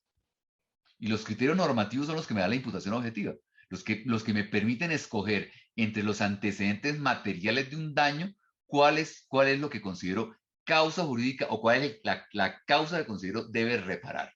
Y ese es un criterio normativo. Y aquí igual, este es un criterio que es, claro, en la causalidad jurídica yo podría meter lo que llamo una cascada de daños. Yo podría meter, o sea, la privación de la libertad le generó que el señor se entristeciera, que no se casara, que no tuviera hijos, que los hijos no los sostuvieran. O sea, yo podría hacer una cascada terrible de perjuicios, ¿cierto? Lo que tengo que determinar es qué es directo y qué es indirecto. Y eso es una normatividad. Ahí entra por eso método jurídico, ¿cierto? Porque en lo jurídico, a lo que se quiere decir y cuando se habla de que eso, lo que llaman por imputación, es quitarle la noción de causalidad material para entender que hay una noción jurídica que está metida al centro. Entonces, este es el esquema que yo he encontrado ya en varios autores y que me parece interesante, ¿cierto? Para no hablar simplemente de daño, relación de causalidad, daño, relación de causalidad. Esto permite entender mucho mejor cuando uno habla de hecho, fíjense, hecho generador, fundamentalmente, hecho generador, daño y perjuicio. Hecho generador, ¿cierto? Hecho generador. La providencia que ordena la detención, ¿cierto? Hecho generador. ¿Cuál es el daño? La privación de la libertad. ¿Cuáles son los perjuicios? Los que reclaman las víctimas. Hecho generador, ¿cierto? El disparo del agente estatal, ¿cierto? Daño antijurídico, la muerte. Perjuicios, lo que reclaman la víctima. ¿De acuerdo? Doctor, Yo yo tengo le una puedo hacer pregunta una ahí. pregunta. Ah, Voy un momento para simplemente hacer las preguntas, ¿cierto? En la doctrina, ¿cierto? Se dice digamos que es lo que he manejado ahora para mirar el tema, ¿cierto? Se habla mucho de que el perjuicio es subjetivo y que el daño es objetivo y que el daño tiene que ver con algo que a mí no me gusta decir, porque tengo mi reserva, con la lesión del derecho. ¿Sí? Claro, porque usted lo ve la lesión al derecho a la vida, ¿cierto?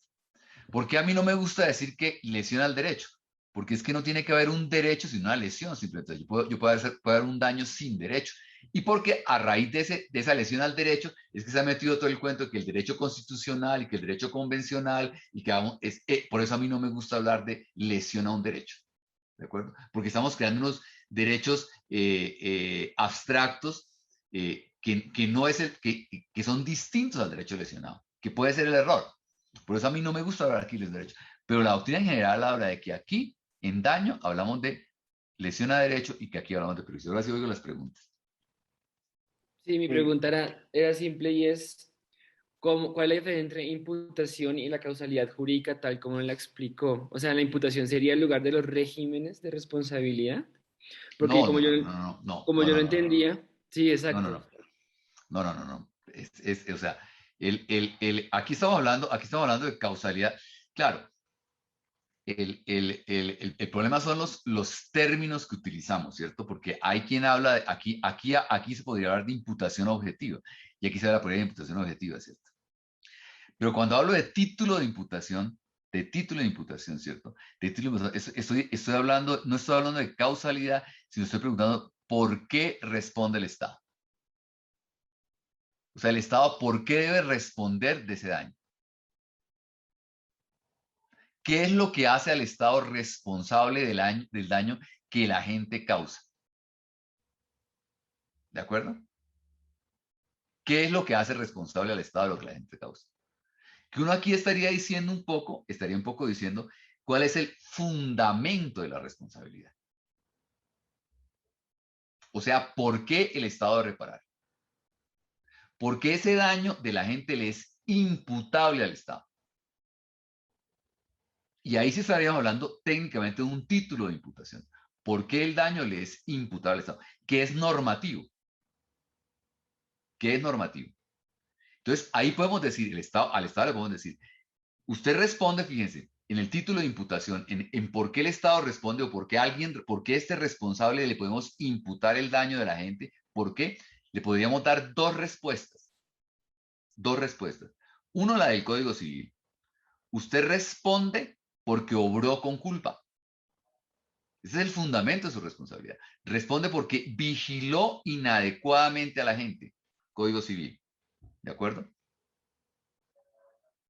La pregunta es, ¿el artículo 90 establece ese título de imputación? No. El artículo 90 no dice en ninguna parte del artículo 90, el Estado o que no, o que vigiló adecuadamente a la gente, no lo dice, ¿de acuerdo? Entonces, por esa razón, uno no puede, y es normativo, en el Código Civil, el Estado responde, el responsable indirecto responde porque no vigiló adecuadamente al dependiente. En el artículo 90, el Estado responde simple y sencillamente porque la gente causó un daño en desarrollo de sus funciones o con relación a sus funciones. Lo único que yo tengo que acreditar aquí es que el agente pertenecía a mi organización y que el daño lo causó con ocasión de sus funciones. Eso es suficiente, porque el artículo 90 lo que dice es, responderá por el daño causado por el agente estatal.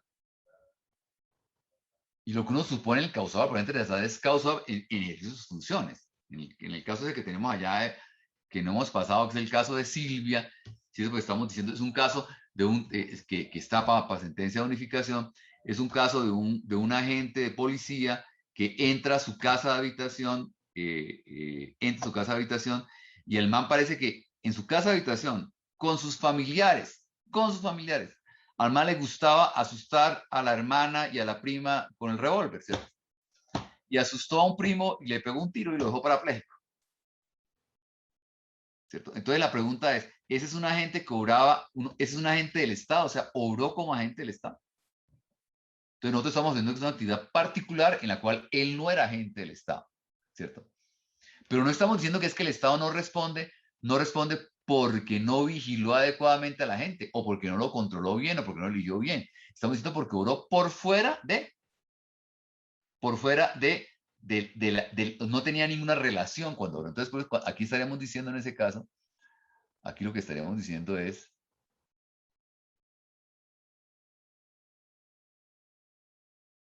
el título de imputación, que es el primer título de imputación, es la pertenencia a la organización.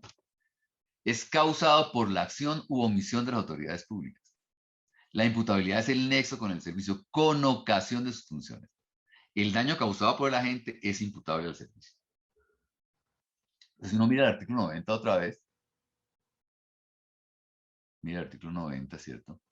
Dice las autoridades, no, perdón, artículo 90. Responderá patrimonial por daños jurídicos que le sean imputables causados por la acción o la omisión de las autoridades públicas, no más.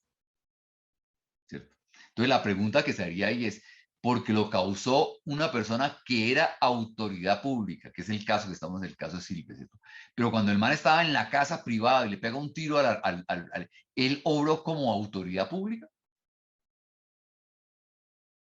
Entonces lo que estamos sosteniendo es, ahí no obra con relación a sus funciones. Entonces realmente el título de imputación que nosotros quisiéramos decir cuál es el título de imputación es simple y sencillamente, primer título, nexo con el servicio, con ocasión de sus funciones. El daño causado a la gente es imputable al servicio. O sea, cuando está dentro de su esfera privada totalmente, privada, pues el Estado no responde. Entonces, uno lo que tiene que distinguir es la esfera privada de los agentes de la esfera pública, para decir, o de la esfera con relación a sus funciones. Entonces, ese sería el título de imputación, o sea, el Estado responde simplemente por la pertenencia a la organización. Ese sería el primer título de imputación, ¿cierto? ¿Hay alguna otra pregunta sobre esto, Samuel?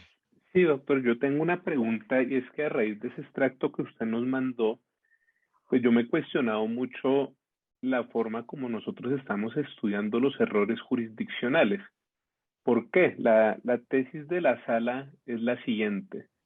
Dice, si usted es una persona que está demandando al Estado por error jurisdiccional, usted no puede pretender en reparación directa lo mismo que pretendió en el proceso en el cual se originó el error jurisdiccional. Entonces pongo un ejemplo, yo soy un empleado, me despiden injustamente, yo demando, yo pierdo el proceso laboral porque me fallaron mal y después yo demando en reparación directa a la rama, digo que hay error jurisdiccional. ¿Cómo los viene sacando la sala? Dice, lo que usted está pidiendo en el laboral es lo mismo que usted está pidiendo en la reparación directa, no hay daño. Ahí parece ser es que nos estamos confundiendo entre daño y perjuicio. Es como la primera como apreciación que yo me he estado como cuestionando últimamente. Y la segunda, pues sería, nosotros decimos, la violación al derecho no es daño.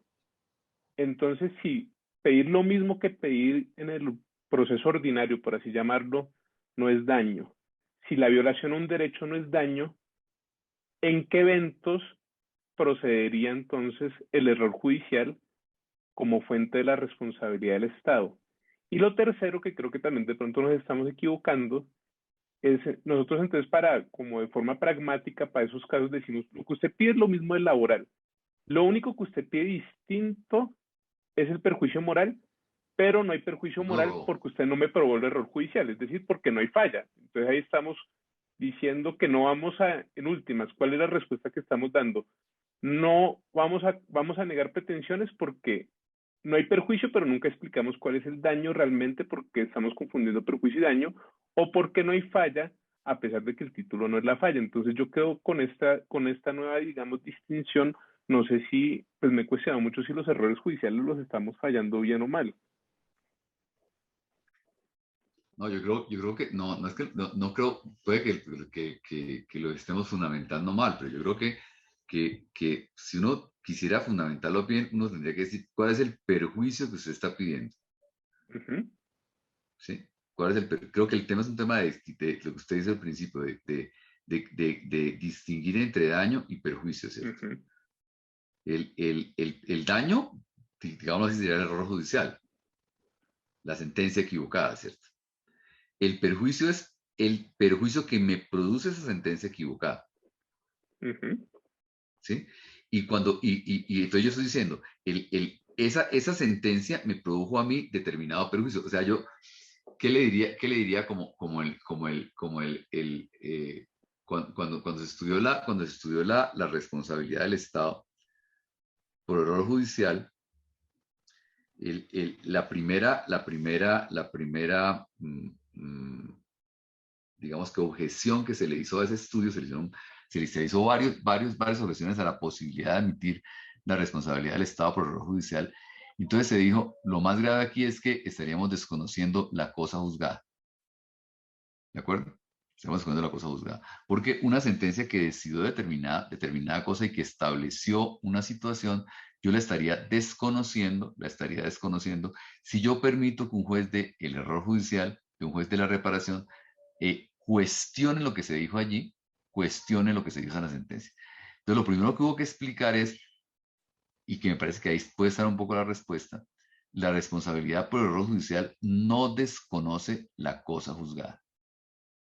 ¿Por qué razón? Porque no desconoce los efectos de la sentencia que se profirió en el proceso.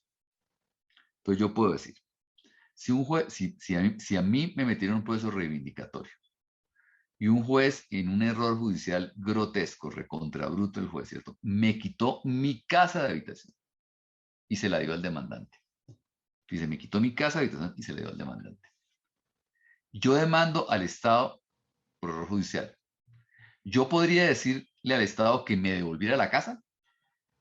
No, ¿de acuerdo? Porque la casa ya es de mi demandante. Ya se la entregaron a él. Y esa sentencia del demandante no se puede tocar de ninguna manera. O sea, la relación interpartes que nace en el juicio, en el juicio en donde se comete el error, no se puede modificar. En el juicio donde se comete el error son demandante y demandado. ¿cierto? Y en ese juicio yo pido demandante y demandado. Lo que yo no puedo hacer, que es lo que hemos dicho aquí, es venir al proceso de reparación judicial a pedir lo mismo que pedía allá. Porque esa sentencia ya quedó ejecutoriada. Lo que estoy diciendo es, esa sentencia para mi caso, esa sentencia me generó un daño a mí. Me generó un perjuicio, mejor, ¿cierto? O sea, yo diría, ese error judicial, ¿cierto? Que es el daño que usted me causó aquí, es el daño, me generó un perjuicio, ¿cierto?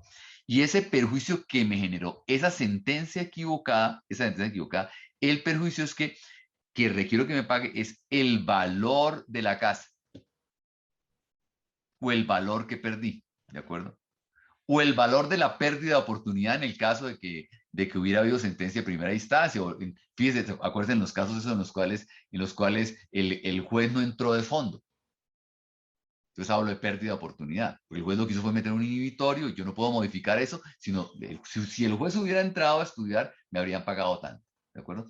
Pero digamos que la diferencia fundamental que uno tendría que hacer es que uno es el proceso en el cual se dictó, yo creo que se podría meter ahí, se dictó la sentencia, en el cual hace tránsito a caso juzgado y no puede ser modificado de ninguna manera. Y otro es el perjuicio que me genera esa sentencia. Esa sería la diferencia que habría que establecer ahí. Y yo sí creo que puede ser una noción de perjuicio y no de daño, ¿sí? Entonces yo no creo que la equivocación sea en el fondo de la decisión, si la equivocación puede ser puede ser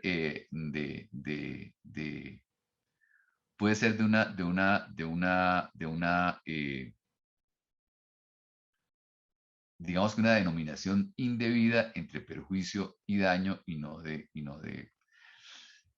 Hay quienes dicen que, por ejemplo, la noción de antijurídico debe predicarse del perjuicio y no del daño, que es otro tema un poco complejo, pero que por el momento, digamos, pero que por el momento lo que yo quisiera como determinar es que esta podría ser un lenguaje más fácil, decir hecho generador, daño y perjuicio, repito.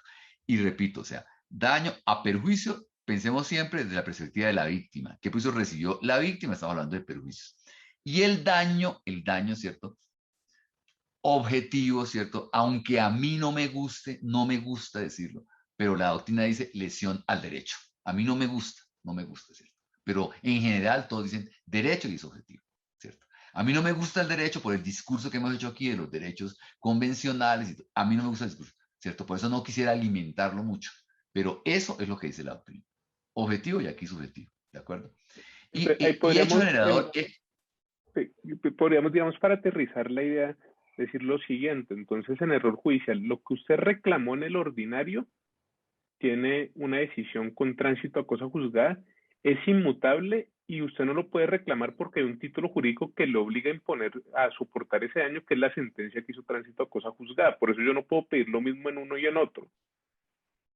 Y esa es la razón por la cual estamos entonces negando, porque no hay un perjuicio indemnizable. No es que sea un daño autónomo el que no se formuló, sino es un perjuicio que no es indemnizable, porque es un perjuicio que usted tiene que soportar porque está basado en un título jurídico que es la sentencia acusada de error. no sé. Yo creo que eh, eh, yo no diría que es porque sea antijurídico, porque el antijurídico deviene del error judicial, ¿sí? Es por el efecto de la cosa juzgada, ¿no? Yo creo que lo que usted no puede reclamar es el mismo perjuicio, porque no puede reclamar el mismo perjuicio porque eso está cobijado, o sea, usted no puede reiterar aquí las peticiones que hizo en la demanda original, porque esas peticiones ya fueron objeto de solución y están decididas en una sentencia que hizo tránsito a cosa juzgada, tanto lo que le negó como lo que lo condenó. Usted no puede volver a pedir lo mismo, ¿de acuerdo? Porque eso ya es tránsito a cosa juzgada. Si usted quiere pedir un perjuicio, usted pide el perjuicio que le generó esa sentencia, pero no el perjuicio que le generó el proceso y la decisión tomada en ella. Pero Eso lo sería mismo lo que habría habría que que decir afinar. habría que decir lo mismo frente a la excepción del demandado, porque entonces si llega el demandado, el que sí fue condenado dentro del proceso ordinario, y él dice es que yo me porté bien y usted, un juicio de responsabilidad extracontractual civil, yo obré bien y el juez valoró mal en la responsabilidad y me condenó, y yo alego la misma excepción acá en el error judicial para acusar lo mismo, no estoy pidiendo lo mismo, pero sí estoy formulando el mismo hecho exceptivo en uno y otro proceso, disfrazado acá como reclamación de la reparación directa. Samuel, en el caso de la casa es súper claro el ejemplo, ¿cierto? Uh-huh. Lo que pasa es que en el caso de los perjuicios patrimoniales, el ejemplo no es tan claro. Yo no sé, yo le tenía hecho una pregunta sobre eso frente al ejemplo que daba Samuel, porque a mí se me ocurre que no sé si el tema puede hacer de morigerar un poco esa afirmación de el mismo perjuicio y que de pronto sea un poco más de mirar si uno puede atribuirle el perjuicio a la sentencia. Pues me ocurría el ejemplo que daba Samuel de una demanda laboral. A mí me desvincularon y digamos que me desvincularon mal y yo demando ante el juez laboral.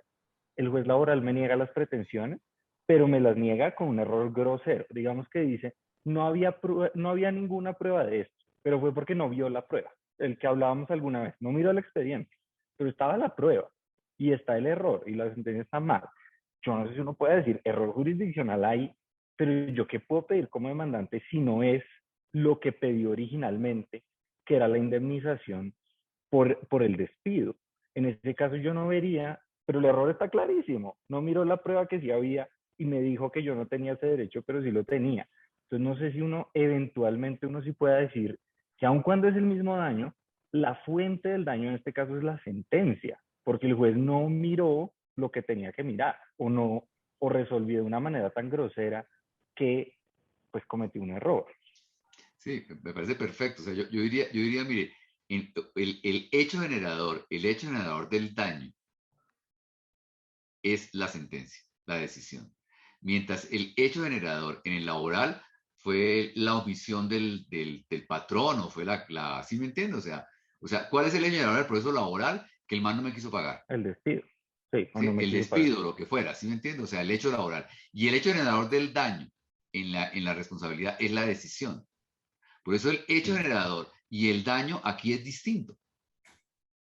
Porque para ir al ejemplo clarito, lo que pasa es que los ejemplos a ratos hay una coincidencia. Por ejemplo, en el caso, ¿se acuerdan? En el caso que nos tocó con Marta Nubia era la sentencia aquí, o sea, los tipos tenían derecho, eran dos tipos, era una cosa gravísima. Dos tipos que reúnen, dos tipos que a los cuales los votan en Barranquilla y los votan en distintas resoluciones. Y los dos tipos se vienen y demandan en una sola demanda las dos resoluciones.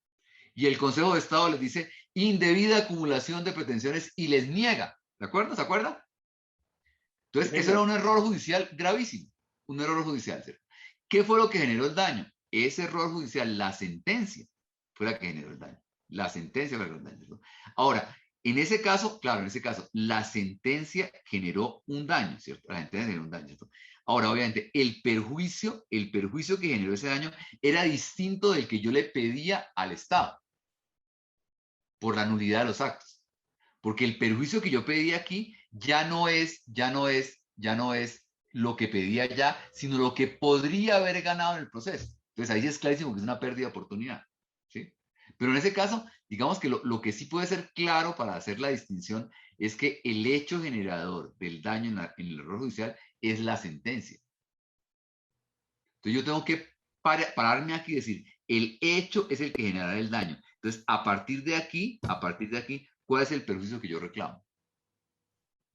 Ahora, en ocasiones, la cuantificación patrimonial puede ser la misma.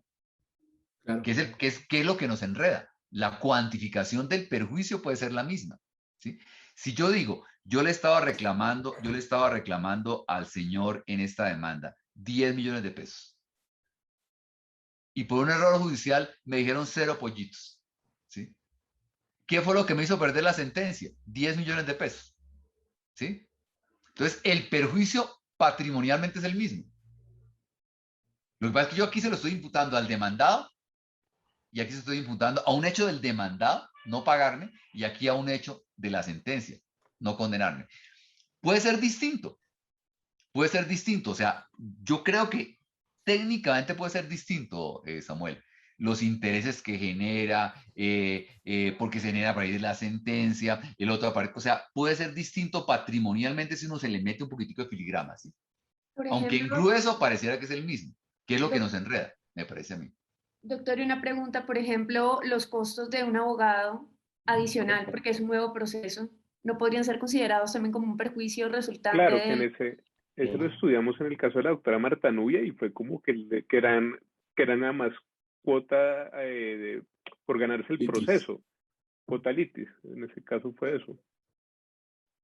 Claro, claro, porque la cuota litis no es un, fíjate que es una buena pregunta. O sea, la cuota litis no es un perjuicio que nazca del daño, nace del proceso. Sí. ¿Sí? O sea, la cuota litis la tengo cuando litigo, no es original. Doctor, lo que han dicho, digamos, otras suscripciones en el caso del error judicial es que yo sé que a usted no le gusta hablar de lesión, ya tal cual lo ha mencionado, pero ¿De qué? de derechos, de lesión a un derecho, Ajá. pero lo que ha dicho, por ejemplo, otras subsecciones es que el error judicial, el daño se constituye en el no reconocimiento, reconocimiento defectuoso o reconocimiento erróneo de un derecho, porque usualmente estos conflictos vienen de procesos declarativos. Entonces dicen, mi daño fue que me dejaron de reconocer un derecho al que yo tenía y que por un error judicial de la sentencia no se me reconoció. Y eso tiene una tasación patrimonial que usualmente coincide con lo que las pretensiones que yo tenía en el proceso declarativo. Y le sumo lo que decía María Fernanda y como por ejemplo las costas. Entonces son 100 pesos que pedí en el declarativo que no me reconocieron debiendo haberlo reconocido, más los 10 de las costas que me impusieron por haber perdido la demanda. Sí, Entonces, esto es una visión, de acuerdo. Pero sí mejoramos un poquitico el tema, Samuel. Sí, señor, más claro. O quedamos más confundidos. No, yo creo que vamos aclarándolo, pero me parece que me parece que podemos aclarar. Ahora, entonces yo diría aquí, el primer título de imputación sería causado por la acción o omisión de las autoridades públicas. No quiere decir que no haya más, o sea, con lo que yo quiero luchar es con el tema de la falla en el servicio. De decir, oiga, si no hay falla en el servicio, no hay responsabilidad, no. ¿Cierto? Eso es lo que esa sería mi pelea principal. No estoy diciendo que no pueda haber otros títulos de imputación, ¿sí? O sea, no estoy diciendo que el Estado deba responder por otras razones, ¿sí? Entonces, otra razón podría ser que son las que indica García de Enterría. Dice, uno es la pertenencia a la organización. Otro es la propiedad de la cosa o de la obra con la que se causó el daño. O sea, yo respondo porque yo soy propietario. Eso me hace responder del este. Él habla o cree el riesgo.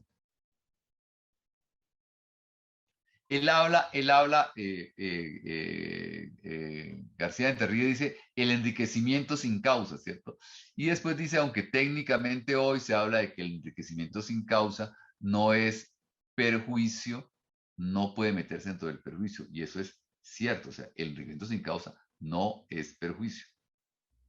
O sea, cuando yo estoy hablando de que reclamo un perjuicio porque el Estado se enriqueció injustamente, ¿cierto?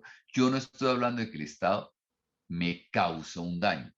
En el elemento de causa, lo que hay es una obligación digamos que el Estado no me quiere restituir o pagar lo que yo hice. Pero yo hice el servicio voluntariamente, no me causaron un daño. No me causaron un daño. Yo estoy hablando, cuando hablo de los famosos de todos los cuasicontratos en derechos y de todos los cuasicontratos, el pago indebido, la agencia oficiosa, ¿cierto? Cuando hablo de todos los cuasicontratos, Carbonilla dice, hay el incumplimiento de una obligación de restitución. Acuérdense, cuasicontratos son pago de lo no debido, agencia oficiosa y comunidad. Yo como comunero pago una expensa común, una expensa que nos toca a todos, yo le puedo cobrar a los demás comuneros. Y si los demás comuneros no me pagan, el fundamento es el mismo, me se están enriqueciendo sin justa causa, pero yo estoy pagando voluntariamente. Yo le reclamo porque no tengo contrato con ellos, pero le reclamo.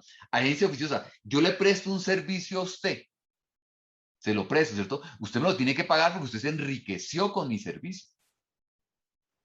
Pero no es que usted me esté causando un daño. O sea, digamos que lo ilícito de la obligación de causa es no pagarle un servicio que usted me prestó, pero eso no es un daño.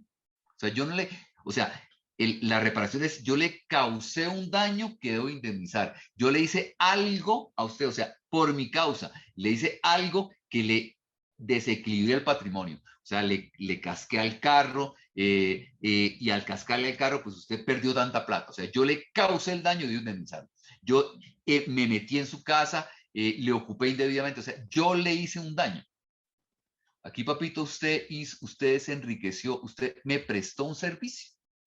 Y usted lo que quiere es que yo se lo pague. Pero usted me prestó un servicio voluntaria e independientemente, sin contrato, si quiere. ¿cierto? Ahora quiere que yo se lo pague. Yo no le estoy causando un perjuicio. Usted me está reclamando una plata que le debo y mi conducta ilícita es no pagársela, pero no es eso. Ahora, ¿cuál es, digamos que el reto, cierto? El reto lo tomo al principio, ¿cierto? El reto ¿cuál es, cierto? El reto es decir un poco,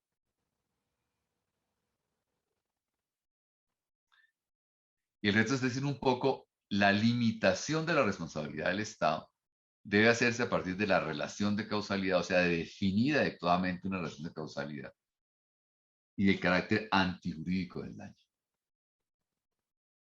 Particularmente. En el salvamento voto que hicimos en el caso de la niña del esófago, de la perforación del esófago, ustedes todos lo tienen, ¿cierto? El que no lo tiene lo pide para que lo mire, ¿cierto? Lo que tratamos de decir es que la responsabilidad médica depende de causar el daño. No, o sea, que en el Estado responde el que ha causado el daño. No el que obró con falla en el servicio no, el que responde es el que ha causado el daño. Y dijimos, si aquí causó el daño, el Estado repara. ¿cierto? Y en el carácter antijurídico, lo que uno tendría que mirar en el carácter antijurídico es si el consentimiento informado en determinados casos, que hay que mirar en qué casos, ¿cierto? Exonera a el médico de responder.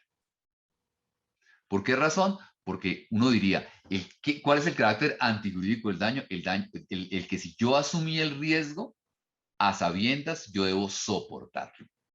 Eso tiene que ver con la antijuridicidad del daño y con la causalidad, no con la falla en el servicio, en responsabilidad del Estado.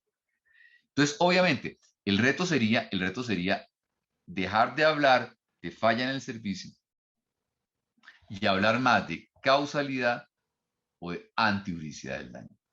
Y sería cambiar algunas nociones, ¿cierto? Entender, por ejemplo, que puede haber error sin que haya falla, que es lo que se hizo en ese caso. Entonces, el reto obviamente es muy grande.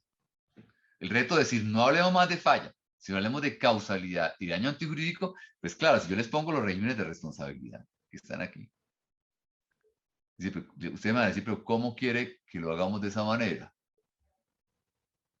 Perdón. No, me fui abajo esta vez.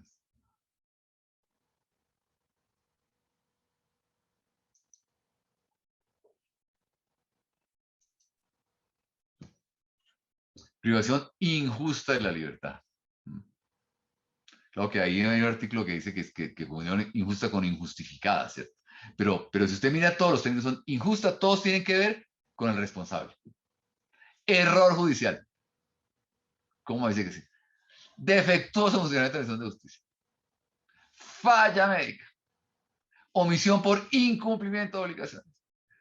Cumplimiento defectuoso tardío de obligaciones. Indebida ejecución de actos administrativos. Sometimiento a un riesgo excepcional, ¿cierto? Tal vez conscriptos, reclusos, obras públicas y terrorismo. O sea, toda la responsabilidad seguimos teniendo montada sobre la noción de falla. Entonces el reto es un poco derivar la responsabilidad por falla, hablar de causa y daño antijurídico. Y por ejemplo, determinar que a veces la causa está generada por un error sin que sea falla de servicio. Que es un poco el artículo que hicieron ustedes y que aplicamos en la falla en el caso del esófago. Pero digamos que ese es el reto. O sea, yo no estoy diciendo que hayamos llegado hasta el final y que el cambio sea total y que no. O sea, pero lo que ¿A qué quiero llegar yo? A que el absurdo no puede ser a que sigamos haciendo depender la responsabilidad del Estado de la falla, y en ocasiones, además de una falla caracterizada, que es lo peor, una falla del servicio remarcada, ¿cierto? Digamos que la dificultad que ha tenido el caso de la superintendencia que trabajamos con Manuel, ¿cierto? Es que en la sala han dicho, pero es que yo no veo aquí la falla gravísima en la superintendencia para imputar la responsabilidad, ¿sí? Y resulta que estamos pidiendo una falla grave y estamos dependiendo de que si hay una falla grave hay responsabilidad. Cuando en realidad de lo que hay que hacer depender la responsabilidad es de la causa, ¿sí? Igual me parece que es en el caso de la tutela que estamos rehaciendo en lo de Isagen, ¿cierto? Ahí, si ustedes ven el proyecto habla de la falla, pero no habla de la causa. Entonces, en muchos casos, que es lo que yo voy a plantear en el tema del nogal, ¿cierto? En muchos casos, el juez del Estado se volvió como un ente de control. Como decir, el Estado funcionó bien o funcionó mal, ¿cierto? Y si funcionó mal, el Estado debe responder. Y hay unos estándares. Ahí en el caso en la sentencia de unificación de terrorismo, que es una sentencia del 2017, ¿cierto? De la de Pasos, ¿es 2007? Junio de 2007. 20 de junio de 2017. ¿2017? Sí, creo que sí. De 2017, de junio de 2017. Es un caso en el cual hay un atentado en el centro de una bomba que pone Pablo Escobar y que había 3 bombas antes en Bogotá y entonces matan a la gente, ¿cierto? Y la sala decide en la sentencia, decide considerar que hubo un adecuado funcionamiento del Estado, y como hubo adecuado funcionamiento del Estado, no hay necesidad de reparar. Y en el salvamento de voto, Fajardo, creo que Fajardo, los demás no crees, saben, es que aquí el funcionamiento del Estado fue inadecuado porque no lo prestó adecuadamente. Y entonces todo depende de si yo considero que fue adecuado o si fue inadecuado que debe responder. Cuando en realidad lo que tenemos que mirar es la causa. Un punto que me ha parecido interesante para discutir, que creo que, no sé con quién miramos eso, y que creo que está para un salvamento o una aclaración, es el tema de las minas antipersonales. ¿Sí? En el tema de las minas antipersonales, pues yo no sé si ese proyecto se derrotó o quedó aplazado, yo no recuerdo en qué terminó eso. En las minas interpersonales y las minas antipersona, hemos terminado diciendo, no, como demanda, ¿cierto? Entonces, se le pregunta al ministerio cómo ha venido cumpliendo el convenio, no sé dónde, Ottawa, creo, un convenio en que nos comprometimos los estados a no hacer acciones para las minas antipersonales. El Estado colombiano, el ministerio, rinde el informe que ha hecho, Entonces, simplemente, lo exoneramos de responsabilidad. Como informa la Contraloría. Cuando lo que hay que mirar es si esa mina antipersonal, si frente a esa mina antipersonal, frente a esa mina, hubo una responsabilidad del Estado o no. Y en ese caso que estudiamos si era un camino que conducía y que era, o sea, si la mina estaba en el camino al ejército y si estaba cerca, y uno podría demostrar que estando la casa cerca al ejército, siendo un camino, pues ese camino, en ese caso, hacer una inspección. Y que hubo una omisión que genera el daño. Ahí. Y que si eso fue o no fue la causa del daño. Pero aquí terminamos bendiciendo al Estado, diciendo, mire, como no hubo falla del servicio, no hubo responsabilidad. Entonces, esa tendencia a deducir la responsabilidad por falla genera dos cosas graves. En unos casos, decimos que no hay falla y exoneramos a la administración, cuando puede haber causado el daño. 1. Y 2, en algunos casos evidenciamos que hay falla y sin que esa falla sea la causa del daño, condenamos al Estado, que también hemos tenido varios casos en ese sentido. O sea, puede haber una falla. Claro, es evidente que hubo una falla, ¿cierto? Pero esa falla no fue la que causó el daño. ¿Cuál fue la que sacamos recientemente con un caso así? En que era clarísimo que uno decía, hay una falla, pero la falla no fue la causa. Yo recuerdo uno viejo, pero reciente no, yo recuerdo el viejo del doctor recientemente sacamos Montaña. uno así. ¿Cuál fue? ¿No fue uno como de Silvia, no? Pero recientemente hablamos de un caso en que uno podía evidenciar que había falla, pero que la falla no era la causa del daño. Entonces, digamos que la idea sería, el reto es un poco ese, ¿cierto? Entonces, yo lo que quería hoy era como compartirles cuál es como la apreciación, por qué, o sea, cuáles son las razones por las cuales estamos tratando de sostener esto, y decirles pues que no es que sea un tema, fácil, ¿cierto? Es mucho más fácil, por ejemplo, responsabilidad médica, decir si hay falla en el servicio de responsabilidad o no. Cuando entonces dice, pero ¿por qué entonces en las infecciones nosocomiales sí hay responsabilidad sin falla, en las demás no? O sea, ¿cuál es la idea, cierto? ¿Cuál es el tratamiento igualitario de eso? ¿Sí? Entonces, yo creo que la tendencia, y me parece a mí que la tendencia a partir del artículo 90 sería más irnos a un tema de causalidad, más a un tema de daño antijurídico, más a un tema de limitar la responsabilidad por ahí, que limitarla por un discurso que en realidad me parece a mí que distorsiona el sistema de responsabilidad. Esa es como la idea que yo quería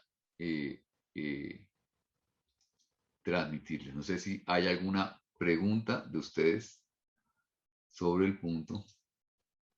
Si ahí la oímos de una vez.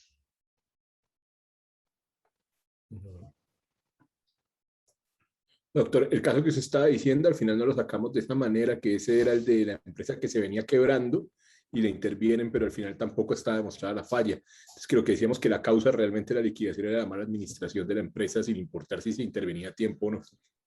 Ah, ok, de acuerdo, de acuerdo. ¿Algo más? Listo, entonces les agradezco la participación. Y entonces cierro aquí, ¿ok? Chao, pues. Hasta luego. Gracias. Luego.